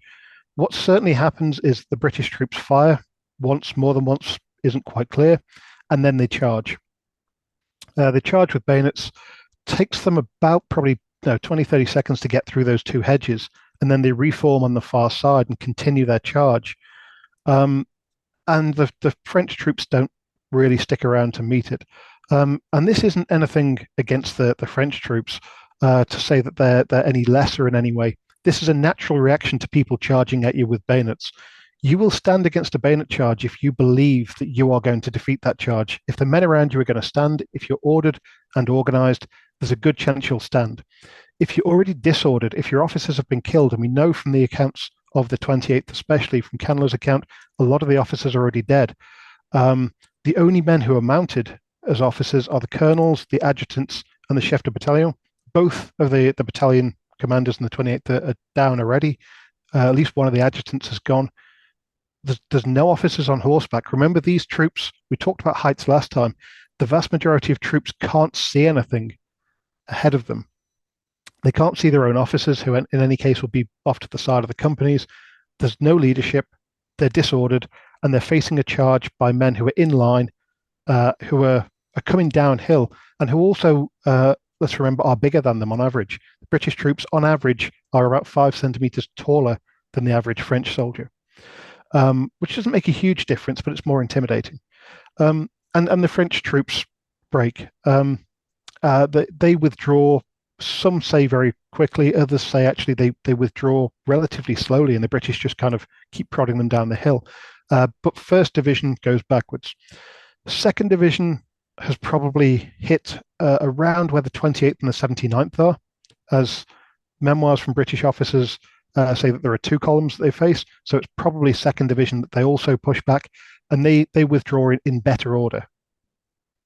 One of the accounts from second division in the French army does say that they were already further back and didn't actually meet the British infantry, but that is the account of the brigade commander of the rearmost brigade. So maybe he just didn't notice that in the smoke, the confusion, the chaos, that those foremost units did engage. But these two French divisions are basically pushed back slightly down the slope. The problem is then for Kempt that he's got 3 battalions in line who've charged, possibly with the 3 companies of the rifles. That's not entirely clear. But they've charged down the hill. They don't have loaded muskets. They're slightly out of order now. They're in better order than the charge would indicate. Most officers seem to kind of indicate that their men are still in hand. So they haven't kind of broken into a mass of angry soldiers rampaging across the battlefield. But nonetheless, they're slightly out of alignment. They're not particularly well loaded. They're in 2 ranks. Now, the troops ahead of them are going backwards. That's all grand. But off to their right, so across the road, is a Cuirassier brigade who has just overrun a German battalion, the Lüneburg Field Battalion, who had been sent to try to relieve La Haye-Sainte. They've been overrun by Cuirassiers, who had then charged Alten's division, which was in square, and repulsed them. The Cuirassiers have reformed and are now on the flank of this disordered British brigade. On the other flank, 3rd Division suddenly appear, still going for the ridgeline. So Kempt is outflanked on both sides. He's got 3 very shrunken battalions who are not in any particular order. Picton may or may not be dead at this point. Again, this is one of these things, very, very different accounts. There is one account which very positively says he was killed by Kempt's brigade, because the officer in question remembers the body being plundered by soldiers of the 28th. So fine, that's by Kempt's brigade. Officers of the 92nd in Pack's brigade positively remember Picton giving them the order to charge later. So this is... Okay, that's odd. Of course, the memorial is almost at the crossroads. It's 100 meters or so from probably even less than that, even from the crossroads itself. And I believe it. I should know this because I was there just the other week, but I believe it states quite positively, "Here is the spot." Mm. Um, Yeah, as with everything, as with Ponsonby's death, the death of the big men on the battlefield, a lot of it is uncertain. Exact positions, even the position of the Grand Battery on the French side is totally uncertain. Some people say it was on the intermediate ridge. yeah, Um, the battery commander actually says it's on the rear ridge, as do all the French accounts. So I'm sticking with that. I had a Um, full blown, not argument, but debate with a guy that I was guiding out there. Yes, I am referring to you, Todd, about the what the sources say in terms of where the Grand Battery is versus what, when you look at yeah. the battlefield, what you might think you would do in terms of So deployment. yeah, I mean this starts with Seaborn, who argues that they're on the forward ridge because British cavalry do charge them on that forward ridge at some point in the battle, and there were some guns there at some point. Um, and since Seaborn, others, Mark Adkin, John Hussey, they've suggested that this intermediate ridge is where the Grand Battery set up, but it's not long enough. The French accounts don't say they did it at all. It would be nuts to advance your artillery without any covering troops to within 600 yards of the Allied positions over uncertain ground Thank before you. you're doing anything. Thank you. There you It, go, Todd. That is exactly what I told you. and Dessalles, Vindication. who is he's the artillery commander of First Corps. His memoirs, while badly written and a bit confused, they explicitly state that it's on the rear ridge. First Corps' diary says it's on the rear ridge, but as the attack goes in, several batteries follow the infantry divisions, and so by the time we're talking about where Kempt has charged first and second division, pushed them back, there are guns setting up on that intermediate ridge now. But the Grand Battery was further back. But Picton's death is another of these things. Accounts differ, but possibly he's been killed. The troops wouldn't have noticed. None of them really pay any attention. None of them mention it in their memoirs as a big moment of peril. But Kempt is probably trying to take over the division if Picton's dead. If not, he's trying to rally his troops. The British are not in a good position here. The British division, no, their Dutch and Belgian allies are still trying to rally to the rear. They can't help. Their artillery battery has just been withdrawn. Rogers has been told to pull back from the ridgeline. Wynyates has yet to be brought forward. They're outflanked on both sides. Third Division is still going strong. The French Third Division coming up with Fourth Division in echelon 200 yards further out towards Papelotte. And ahead of them is just two Hanoverian Landwehr brigades who are in a giant 8 battalion strong square for reasons unknown. I suspect because they'd been attacked by cavalry at Quatre Bras and the troops were maybe nervous, but they form a horrifically large target that the French artillery fortunately ignores almost entirely. But they're in no position to meet an infantry attack. This is not looking good, even though this first counterattack has been successful. If the French hold their nerve here, if they rally first and second divisions, now they can push back and Kempt can be overrun. So, of course, what the British do have in reserve is another brigade of infantry, Pax Brigade. Again, accounts of this differ. Some people say that only the 92nd engaged. Others say that the 3rd of the 1st and the 2nd of the 44th are ordered to plug the gap and they fall back ahead of 3rd Division. I'm inclined to believe that one because 3rd Division accounts mention two lines of British troops that they engage. The first one that they push back, the second one that they kind of cross swords with at the or just past the hedge. So two British battalions at least to push back. The 42nd is pretty much stuck behind the retreating Dutch Belgians and can't get forward in time. So the 92nd is ordered in no uncertain terms by Pack to move forward. There's the famous line that almost everyone says, now, everyone is broken in front of you. You must charge the enemy. And the 92nd, and what we're talking here is about 200, 250 men. That's all that's left of the 92nd after Quatre Bras. A shrunken battalion, about 3 or 4 companies worth of a full strength battalion, really. They move forward in 4 ranks to face 3rd Division. 3rd Division, 8 battalions strong. Okay, only 1 battalion frontage, but mostly intact despite the artillery attention as it went across the valley. It hits hard. The 92nd probably start to go backwards. They deny it. Everyone else says they did. Um, Human nature would indicate that you would 300 men at most against 3,000, 4,000. They probably begin to go backwards as well. Four ranks is no kind of formation for meeting the enemy either. They just don't have time to deploy into two. And so the French Third Division breaches the ridge line. They get through the two hedges that line the road. It takes them a minute or two because those hedges are prickly things. We know from the 42nd who complained that they got under their kilts and scratched their legs. These are Ooh, quite unpleasant. Yeah, it's Sergeant Anton of the 42nd. His main description of the fighting around the hedges, complaining about the prickles. Um, I mean, but wood for the trees and all that, but yeah, clearly, clearly there was an injury there that left a lasting impression. yeah, I mean, if you're not being hit by a bullet or a bayonet, a scratch on the leg is going to be annoying. So This um, is true. fair play to the man. But the 92nd going backwards, the French get through the hedge line. They're very disrupted by this, and it takes a while to try to get the men back into ranks once they're through the hedge.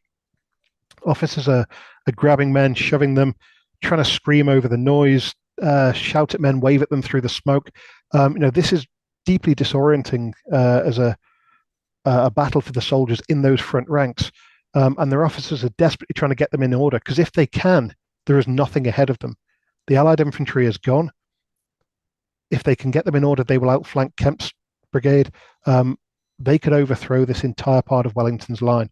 If they break Wellington's left, they cut him off from the Prussians, they force him to retreat, the battle can be won. So um, people might think I'm exaggerating, but really this is a moment of enormous peril for the Allied army. If they don't respond to this move, the battle's lost. There's only one other moment of equivalent danger, and I spend a lot of time trying to sort of work out in my own mind which is the bigger, this or the Imperial Guard assault. And I No, think the Imperial Guard for me is a crisis of a different nature because it's partly about the fact that the coalition is almost fracturing when you've got British light cavalry kind of almost threatening, well, no, physically threatening there. Um, oh, which troops is it that start to pull back? I'm going to say the, it's the Hanoverians. the Brunswickers who begin to move back slightly. You're probably better But placed to know than me. But anyway, you have that problem where you've almost got kind of allied on allied action going on there. But in terms from I guess a tactical perspective, this is far worse. yeah, and I'd say both are really dangerous moments. The Imperial Guard attack can't be followed up. If Napoleon breaks the Allied lines there, there's nothing else he can do. He hasn't got any more troops. He can't follow it up, whereas he could follow this up. He's got plenty of reserves that he could throw into this. There's another division, no, Durut's division, ready to exploit this. So I'd say this is a moment of greater peril, but the Allies are probably less shaken at this point. Their army isn't fracturing quite as much as the later moment. Um, in neither case, is Wellington a second or two from complete annihilation? This would take some exploitation by the French in either case, to really fracture his army. But they are moments of genuine danger, and probably the two moments where Wellington's army at least could have been beaten at Waterloo. If the Imperial Guard attack had worked, it wouldn't have made a difference. The Prussians would have come and steamrolled the French anyway. Um, the French army was not going to win that battle as a whole, but had it broken Wellington's army, Luke Reynolds wouldn't have a book about how the British won Waterloo. It would be a This is true. disaster. Pity Um, Luke. yeah, so the history would be different. Um, but this moment where First Corps has almost broken through is a genuine moment of peril for the Allies. And then, of course, a trumpet rings out. Um, one of the so it's often described as one of the more glorious moments, glorious, heavily inverted commas, because I don't buy into battles being glorious places in the slightest. I think they're horrendous places. But it is regarded, partly because of the Lady Butler painting, right, as one of the glorious moments of the battle for the British in charge, the Union and Household Heavy Cavalry Brigades. look, you're the expert. It's better for you to talk us through this, and then we'll start to dig into what this means and what we can read into these attacks from the sources. Yeah, so the only troops behind this breaking infantry are two brigades of cavalry. Behind Picton is the Union Brigade, so three regiments of dragoons under Sir William Ponsonby.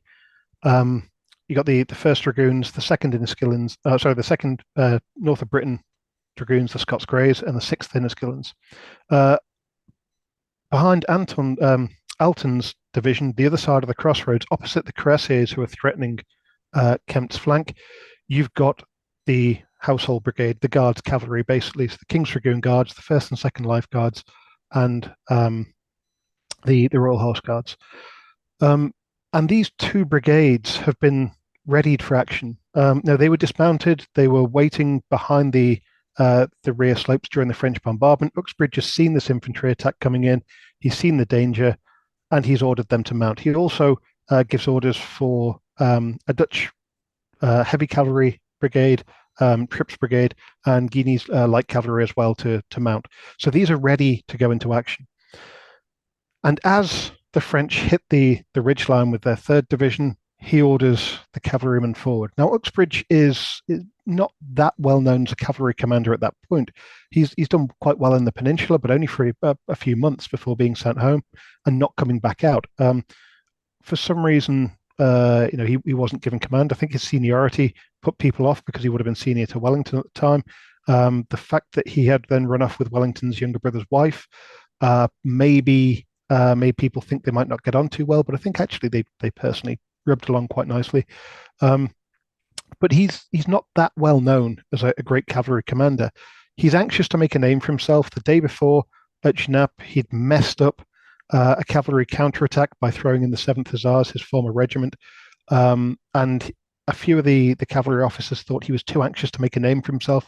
But here he orders the attack. Whether luck or judgment is on his side, we don't know, but it is perfectly timed. The trumpeter, I think it's John Edwards, who's the duty trumpeter, who gives that trumpet call to launch the attack. Blows the trumpet, which can be heard up and down the line because the artillery has just paused.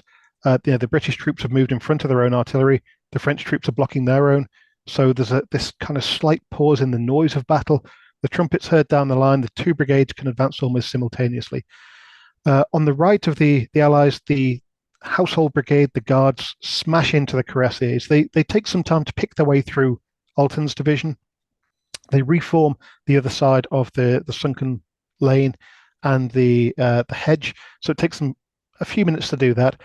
But once they've formed line, they charge straight away. They're probably actually helped by these impediments because the British cavalry regulations were to charge from about a distance of 250 meters or 250 yards, which is far too far. Your horse gets tired, you get tired, you lose alignment, you hit home in a mob. It's a terrible idea. What they have to do here is charge from about 100 yards, so they probably don't get up to more than a canter, but they hit the French cuirassiers in line, and they hit them with bigger horses. The British have a disadvantage of not being armored, having worse swords. They're heavier, they're unbalanced, they're shorter, they're not a great sword, but they have bigger horses. On average, the men are slightly larger as well. And they literally physically hit the French and ride them down. On the other side, though, where there's the real threat of the infantry attack, it's the Union Brigade that hits home. The first Royal Dragoons are on the right, and they hit home probably against First Division, the remains of First Division, which is going backwards. In the centre, there's the Inniskillens, the 6th Dragoons, and they hit home probably against the front of 2nd Division and the front on the flank of 2nd Division. And on the left, there are the Scots Greys, the 2nd Dragoons, and they hit home against 3rd Division. And this is 3rd Division that's just breached the Allied ridge, that's just got through the hedge. Men are disordered, men are being dragged back into line by their officers. This is the attack, though, that could, if they get back into line, overthrow the Allied lines. The 2nd Dragoons hit them. Famously, of course, the 92nd, who are probably going backwards already, see their countrymen, or the Scots Greys, coming through their ranks, start cheering them on, cheering Scotland forever, grabbing onto the stirrups, getting a lift forward with the cavalrymen, probably trying to not be trampled underfoot, if I'm honest. But these three cavalry regiments with three squadrons each smash home into the columns. Now, these columns have been criticised for not being very useful against cavalry, but actually, if that was in the middle of a field, all they would do is turn outward slightly, start firing, the cavalry would be in trouble. But these are disordered. They can't really see what's going on. They've been hit by shot and shell. They're expecting to fight infantry. They don't expect the cavalry to appear to their front. The cavalry was slightly disrupted by having to charge through their own infantry. Half the infantry managed to dodge out the way. Kemp's brigade, because they're further forward, see the cavalry coming and actually wheel out the way in some cases. In other cases, they just run out the way or the cavalry goes round them. It's only the Scots Greys who kind of have to plough through the middle of their own troops. But they hit the French regiments hard. And the French infantry disintegrate. They're in absolutely no state to fight back. They're in no order. There's no officers giving them orders. And it just becomes a slaughter. The French accounts of this are brutal. They just admit to basically being picked off by British horsemen, and there's nothing they can do. And from this moment being the moment of peril in the battle, probably within 2 or 3 minutes, it is turned into an utter rout of at least two divisions, probably all three. Second division claims not to have been routed that much, but at least two of them are completely thrown back. Fourth division, seeing this, it's a couple of 100 yards further back across the valley. They just stop. They're not going to continue on. And the attack stalls entirely. So there's you pointed to it there. There's a lot of debate about who is and isn't affected and all the rest of it. So I do want to move on to talk about wounds and what you found in that regard, because that has the potential to shed some light on that debate. I guess there's one small thing to dwell on here, and it is only a minor point. The accounts that sort of say, look, we got swamped and literally didn't know what hit us. Actually, from what you're saying, that's pretty much accurate. It seems to tally with everything that you found in this regard. You know, whether they're third division pushing through a hedge or whether it's first division that's still kind of pulling itself back and it's trying to work out what the heck it's going to do next. They do just get mobbed. Yeah, and it's not necessarily a rhetorical device, just saying we didn't see the horsemen coming. 1,500 heavy, large horsemen you should see coming towards you. But if you're in that situation where there's a huge amount of smoke, there's disorder, and let's remember that height differential. Men in the rear ranks cannot see anything anyway. It is entirely plausible that these horsemen literally just appear to your front, giving you seconds to react, probably a few seconds of frozen fear, and then they're in amongst you. And so the horsemen appearing from nowhere don't give the French any time to rally, and do just begin to slash away. The rear ranks begin to run. The front ranks try to fight as best they can. They can't outrun the horses, though. The ground is heavy going.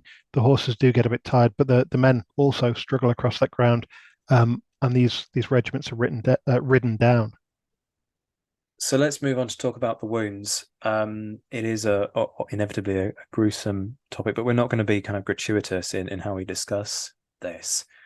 There are certain things that you would expect, right? So you'd expect third division to predominantly be looking at saber wounds. You'd expect first division to have a mixture of bullet wounds and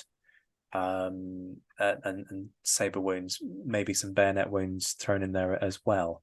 Is that kind of what you found? And then we'll sort of talk about differentials within that in a sec. Yeah, I mean, well, it's a gruesome topic, so I hesitate to say it's frustrating not to find things in the records because someone being sabred is probably more frustrating. But there isn't that much in the records. There's for each regiment, they record that all the men who were lost in Waterloo in some way, but not necessarily how.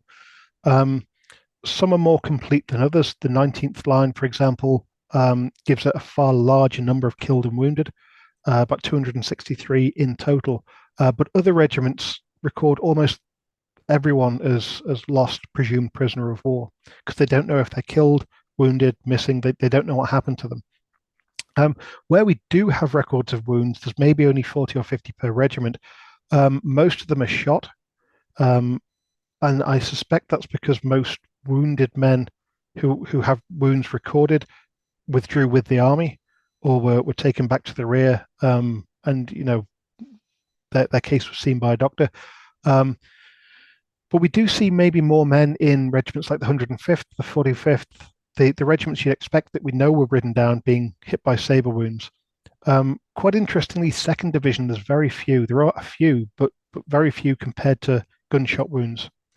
Um, so that's partly probably because the records don't really record things. So in the 19th of the 263 men recorded as killed or wounded, only one says how it happened. So we don't know how the other men were wounded. And the 19th would have been at the front of that column because it seems that all the second brigades went first. Um, so it may well be that a lot was sabred, but of those who are recorded, there's not many saber wounds noted. First and third division a bit more, um, but most of the wounds are gunshot wounds. So it's frustratingly difficult to tell exactly um, when in the battle they're wounded, and exactly kind of how heavily the battalions were engaged. Just playing devil's advocate for a second, is there something to read into that about survivability? I.e., if somebody's, I'm just thinking here about the British heavy cavalry saber is a sort of yard-long meat cleaver. It's not a delicate weapon by any stretch of the imagination. It is designed to come smacking down on top of your head, or if you're going to raise an arm, it's probably going to shatter your arm and do much worse besides. Which creates huge trauma wounds that become harder to survive. Is there perhaps something to read into that, or is this purely speculation? I think that's fair. I mean, looking at previous wounds, which the records do give us a huge amount of information on things that people have survived, about two-thirds of them are gunshot wounds, only 10% are by saber. And only about 7% by cannon fire. And that's things that we know that people survived because they've been wounded previously and they're still in the registers in 1815. So we can expect that same kind of thing. Most saber wounds would have left bad injuries. If you're hit in the head, you may well survive it, but you'll probably be knocked unconscious. You may have your head laid open. You're probably not going to withdraw to your own lines. This is especially the case as accounts on both sides say that cavalrymen of both sides targeted the wounded. So as much as men who were running off with their muskets still in hands, the wounded were also stabbed on the floor, sabred, slashed at. And so if you've been hit, you're probably not going to get up and start to try to walk away, or if you do, you may well get sabred again. So a lot of those men would have stayed lying on the kind of slopes of the Allied Ridge, essentially, and their comrades would have had no idea what happened to them. In terms of actual deaths, I couldn't say, but I do think the saber wounds, cannon wounds are probably more deadly than gunshot wounds as a whole. And staying with gunshot wounds, you've got some interesting indicators, I think, in terms of proportions of where people get wounded. Is that right? Yeah. So again, this is I mean the best things are from before Waterloo. So at Waterloo itself, there's not enough data really to tell us a huge amount. But generally, gunshot wounds that people were able to survive. So if they were recorded in the record, it normally means they survived. About 45% of those wounds come to the lower limbs, as you'd expect, the leg, knee, feet, toes, etc. About 20% to the upper limbs, so anything from the shoulder downwards. Only 14% on the torso. So these gunshots, if they're hitting you on the torso, I mean these are lead balls the size of your thumb, going at a fair rate of knots. They are going to tear a nasty wound. Exit wounds, especially, are going to be quite nasty. So if you're hitting the torso, it seems to do a lot of damage. And a lot of those torso wounds as well are to the back or the side. They're explicitly noted. Only a few men are noted as being shot in the chest and surviving. And I suspect that these are spent rounds from a distance. About 12.5% of wounds came to the head, and about 6.5% to the shoulders or the neck. So Again, these could be spent rounds that are not doing as much damage, glancing blows, things like that. But normally, 2/3 of these wounds are coming to the limbs. So if you hit on the extremities, relative chance of survival. Hitting the vital areas, much less chance.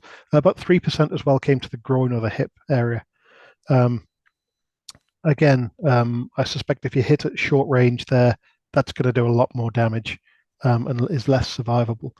Um, but yeah, the gunshot wounds, especially that kind of take people out but don't kill them, are hitting the legs. And if you think of how people are aiming, you're told in your training at 100 yards, aim for the legs.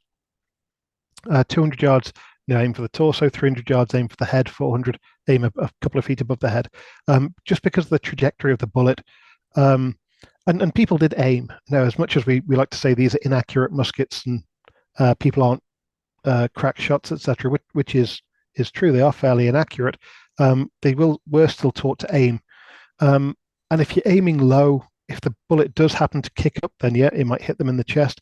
But it may also just fire straight at the knee. So it kind of makes sense. A lot of people are hitting the lower limbs. Okay, doke. There's a lot for us to sort of digest there, I guess. I know that there are some curious little instances that you came across and sort of freak chances, but I'm going to deliberately save that for the book, because people, when the book does land, and yes, there is a book incoming from Graeme on this that you will need to buy, then you'll need to read it to learn the secrets there. We can't give you everything, even if we are going to give you 3 hours of podcasting content for your enjoyment. There's one more aspect of the battle that I want to touch on, and it's quite simply to just say that for all that we regard, quite rightly, the charge of the Union Brigade as having shattered d'Erlon's corps, that's not quite the end of it, because it gives the implication that now the entirety of d'Erlon's men either vaporize or run away, which isn't fair, and it's also not accurate. And whilst some do end up deciding that's quite enough for me, thank you, you can see why, they end up being pushed back against the Allied line well, no, I say right at the end of the battle, that's an exaggeration in itself, but in that final phase of the battle, Napoleon is exerting pressure on the entire Allied line, and so d'Erlon's corps uses the rest of the day to regroup, and then they are sent in again, aren't they? Yeah, absolutely. And there's an indication that 2nd and 4th Division are less hit by this cavalry charge because they're sent in sooner. So 4th Division is sent against the far left of the Allied army, the far right of the French, against Saxe-Weimar's brigade to take Papelotte-La Haye. Mostly, I think, to give it a kind of a bulwark against the Prussians arriving, because it's actually useless for the battle. You're not going to get round there. You're certainly not if you don't have infantry reserves. So I think the reason that they're sent in is to try to kind of take those buildings so they can use it against the Prussians should they arrive from that flank. And 2nd Division, their 1st Brigade, so this is Schmidt's Brigade, 17th Line and the 13th Leger, they're sent against La Haye-Sainte, which of course they do take before the attack of the Imperial Guard, kind of between the big cavalry charges and that attack.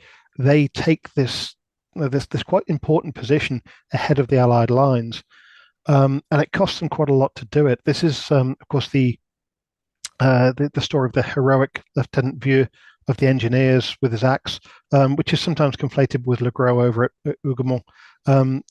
Vieux smashes the gate down. The defenders, who are mostly still the 2nd King's German Legion, but they've been reinforced by a few other companies, they run out of ammunition.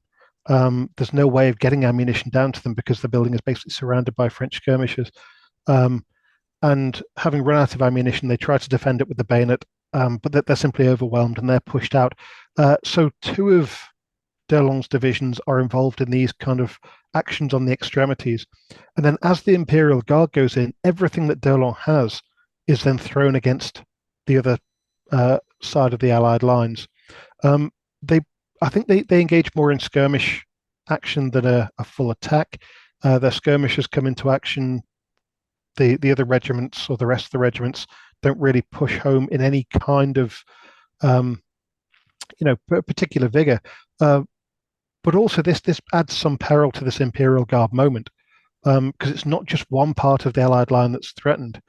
The rest is being pinned in place. It's not like Wellington can just then call upon his left wing and concentrate them all on one part of the battlefield. They're being pinned in place.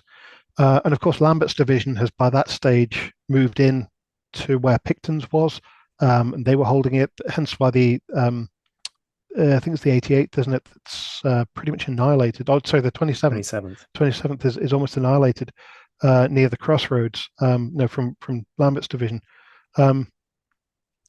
So more of Wellington's troops by this stage, actually on the left of the battlefield, they can't be withdrawn to support his right because Derlon is threatening.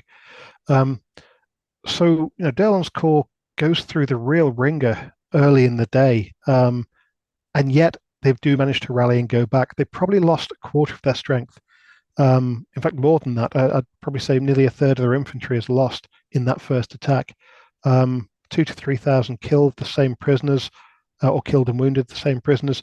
They've been hit really hard, and yet they still do come back for more, which I think is testament to the men. I mean, as much as we said in the previous episodes, there's a lack of organization. They've been thrown together in different units. There's a mix of veterans and new men. There's no want of courage at all from this first corps. That's very, very well said. In fact, you've preempted exactly what I was about to say. It is a testament to the grit of these guys. Just consider for a moment what they've been through a few hours earlier, and yet still, whatever the reason might be, sense of duty or whatever, they still rally and then obey the order to go again, albeit not in the same guise. It does also make you wonder if the Prussians hadn't arrived when they did, and Lobau's corps wasn't then used to sort of fend off the Prussians and was instead used as originally planned to attack in a similar kind of way, or at least in the same place as Derlon had gone in, what the heck would have happened then? Another hour, 2 hours delay for the Prussians would have been absolutely catastrophic. But we're into what ifs. So one thing that I want to dwell on at this point is legacy information. And I'm not familiar with the sources. You are.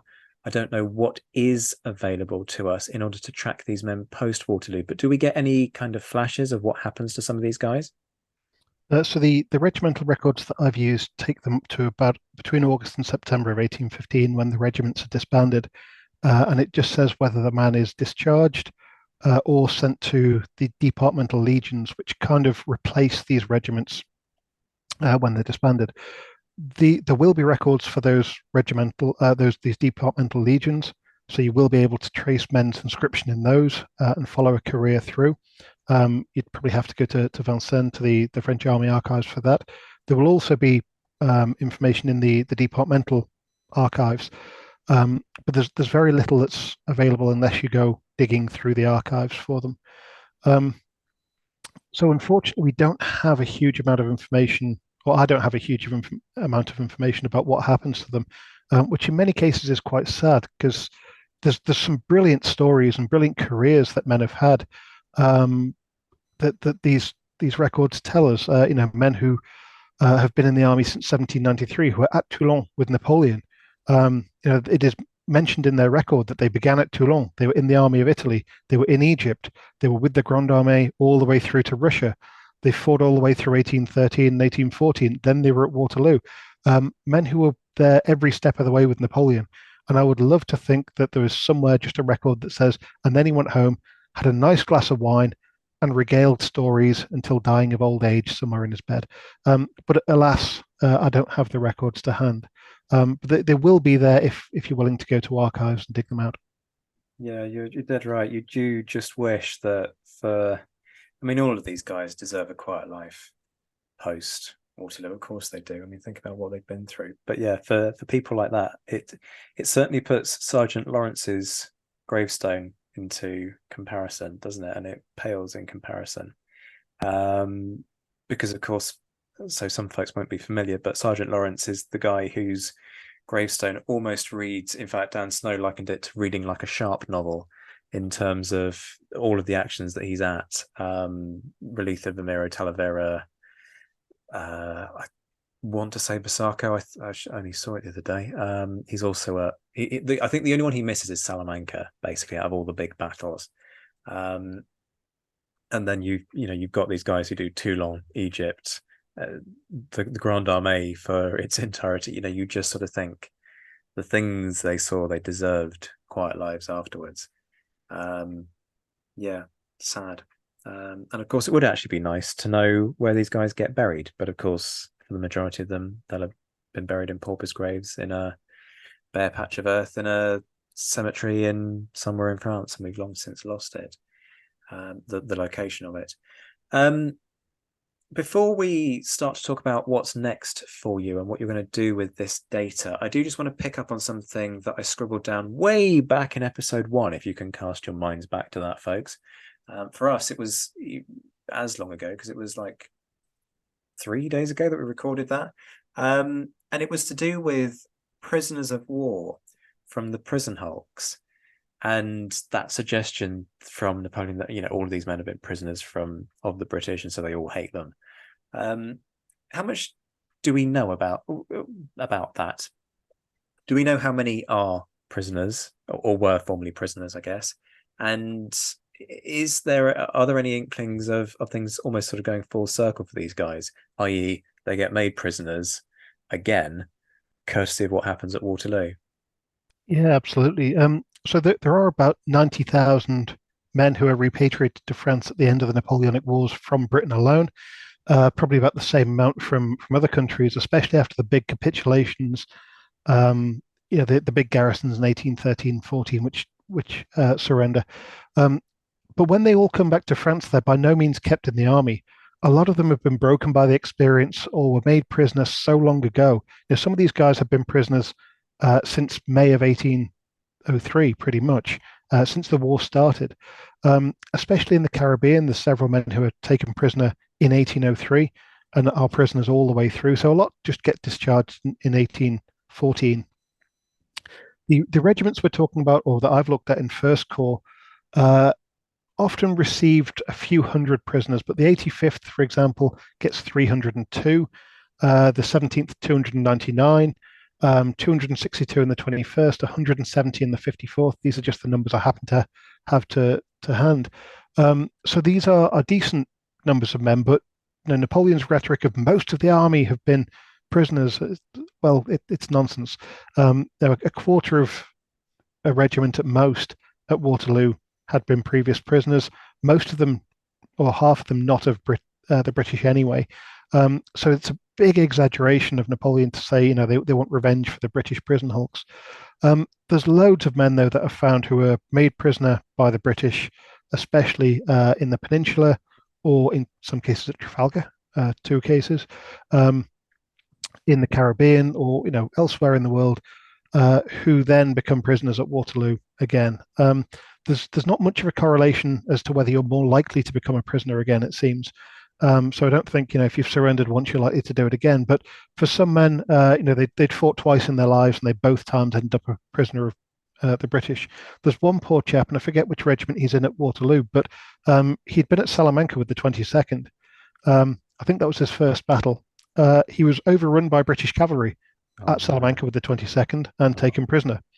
He then marches with Dillon's First Corps at Waterloo, where he is overrun by cavalry and taken prisoner. And so that poor man's experience of military life cannot have been pleasant. I have nothing but sympathy. But we have a few of these nice anecdotes. Well, nice because I think they'll have survived. But anecdotes of men who are taken prisoner a couple of times, and Waterloo being the second time. Yeah, you say that poor guy. Salamanca, cavalry charge. Waterloo, cavalry charge. He must have had nightmares about that. There's one chap, and I can't remember his name, but he was made prisoner from 1796 to 9, I think, and then captured again in 1803 and held prisoner till 1814. And he must have the distinction of being the most imprisoned man in the Napoleonic Wars, having spent most of the Revolutionary Wars as a prisoner, and then almost the entirety of the Napoleonic Wars. And I think he's captured again at Waterloo. Wow. Um, Maybe that guy was quite good at surrendering. Maybe yeah, he's an exception to the rule. I mean, he's There'll be, more sensible than most, maybe. So I'll just sit this one out. Thanks, guys. yeah. Take me Do they prisoner. get paid for their time as POWs? I don't believe so. I think that the French government, or the government that they kind of belong to, normally sends supplies, money, kind of provides something for them. I think. But I know the British government complain that it's costing too much to keep the prisoners because they have to kind of pay for their upkeep. But I don't think they're sent money or kind of given back pay either for being a prisoner of war. I mean, Napoleon also doesn't give back pay to his own soldiers for not being prisoners. So, There is um, that. Yeah, otherwise it would be quite a good little scheme, wouldn't it? Tell you what, lads, if you've had enough of army life, just go surrender. And you'll just sit it out comfortably in a prison hulk that's rancid, quite frankly. So if you survive the disease, then you come back home and you get a nice lump of back pay. Settle down, buy yourself a freehold, and start a family, sort of thing. Yeah, probably not quite the genius scheme that I thought it might have been. you can imagine the guys who'd fought all the way through the war, though, seeing these guys who'd surrendered after the first battle coming back and being given a huge lump sum and buying a pub somewhere. I mean, people were annoyed enough about the Waterloo medal. You can imagine how they'd have kicked off about this. Too right, too right. Okay. So I guess the big question is what happens next with all of this, and I mean that in a few kind of strands. What are you planning to do with it all? Obviously, you're writing a book, so let us know the plans on that. But are you going to expand this outwards? Have you sort of reached saturation point with these guys, and now you are done? Or are you planning to do the same thing for other units? I know we've talked about how you actually have some data for the Imperial Guard, and for other units you've covered much more than just Erlon's Corps. And I guess also, is there anything else that we can extract from this data?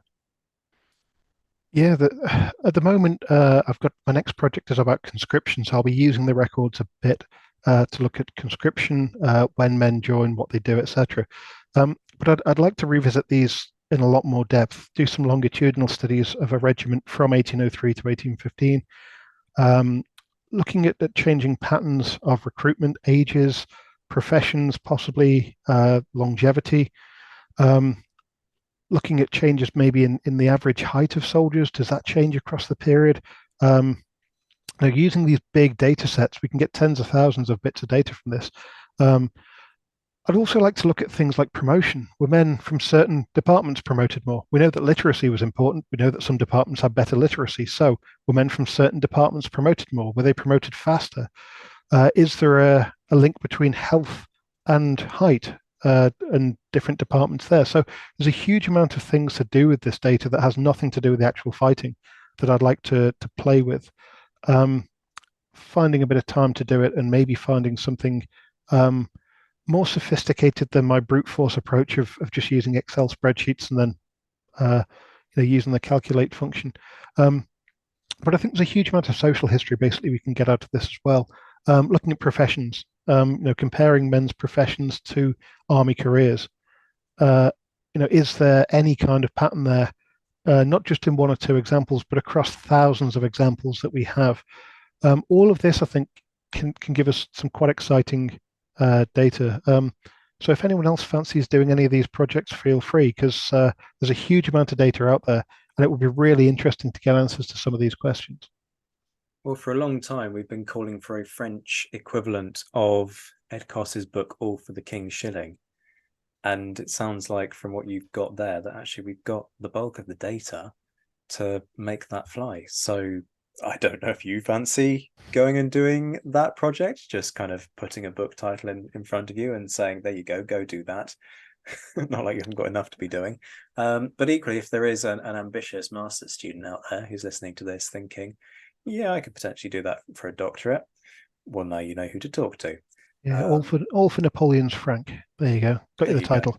There you go. Um, but I mean, yeah, if someone does speak French, if someone can pick up the handwriting, which is not always easy, but you get there. As with anything, a bit of practice. Seriously, if you're thinking of a doctorate, these are brilliant resources to use, and the real bonus is that French archives are exceptionally handy with putting stuff online and making it accessible, and are really, really user friendly. Um, I've heard some horror stories, of course, from archives, but I've always found French archives to be absolutely superb. And the staff, as long as you admit that you're a stupid Englishman and that they know more than you, they are enormously helpful.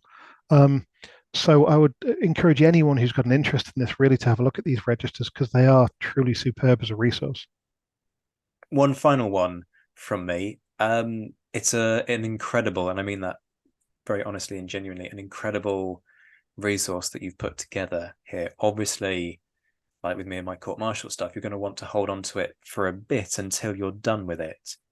But are there any plans to share this information online, and how might that work? I don't have any plans at the moment, but this is more due to time and funding rather than reluctance to share information. If anyone wants any of the information, I'm happy to give them some. It's currently in my own note form, which also makes it inaccessible to a lot of people because you won't know what the hell I'm talking about with things.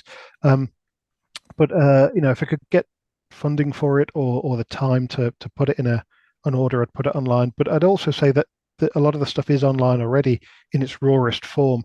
You do have the images. It's not in a spreadsheet or anything, but people can still access it. But unfortunately, at the moment, I don't have plans to make it more widely accessible. Somebody needs to throw some money at you to make it happen, and Yeah, buy yeah, you some time off of work to actually find the time to do that. yeah. But if anyone really does want this data and wants to use it, just drop me an email, and I'll be able to. Well, I'll try to help in any case. Fantastic, Graeme. It's been an odyssey of a recording. I don't think we've ever had a single interview go to 3 and however many bits of an hour. Yeah, so about 3.25 hours worth of recording. It's been an absolute joy. There's been so much in terms of fascinating revelations. I know the listeners are going to have loved it. Thank you for taking the time to share it all with us. And I'm sure we'll have you back on the show when the book is out to discuss other bits and pieces in due course. Oh, thanks very much, and thanks for listening to me. Hello again, folks. Please remember, we're still fighting back from that Spotify nightmare.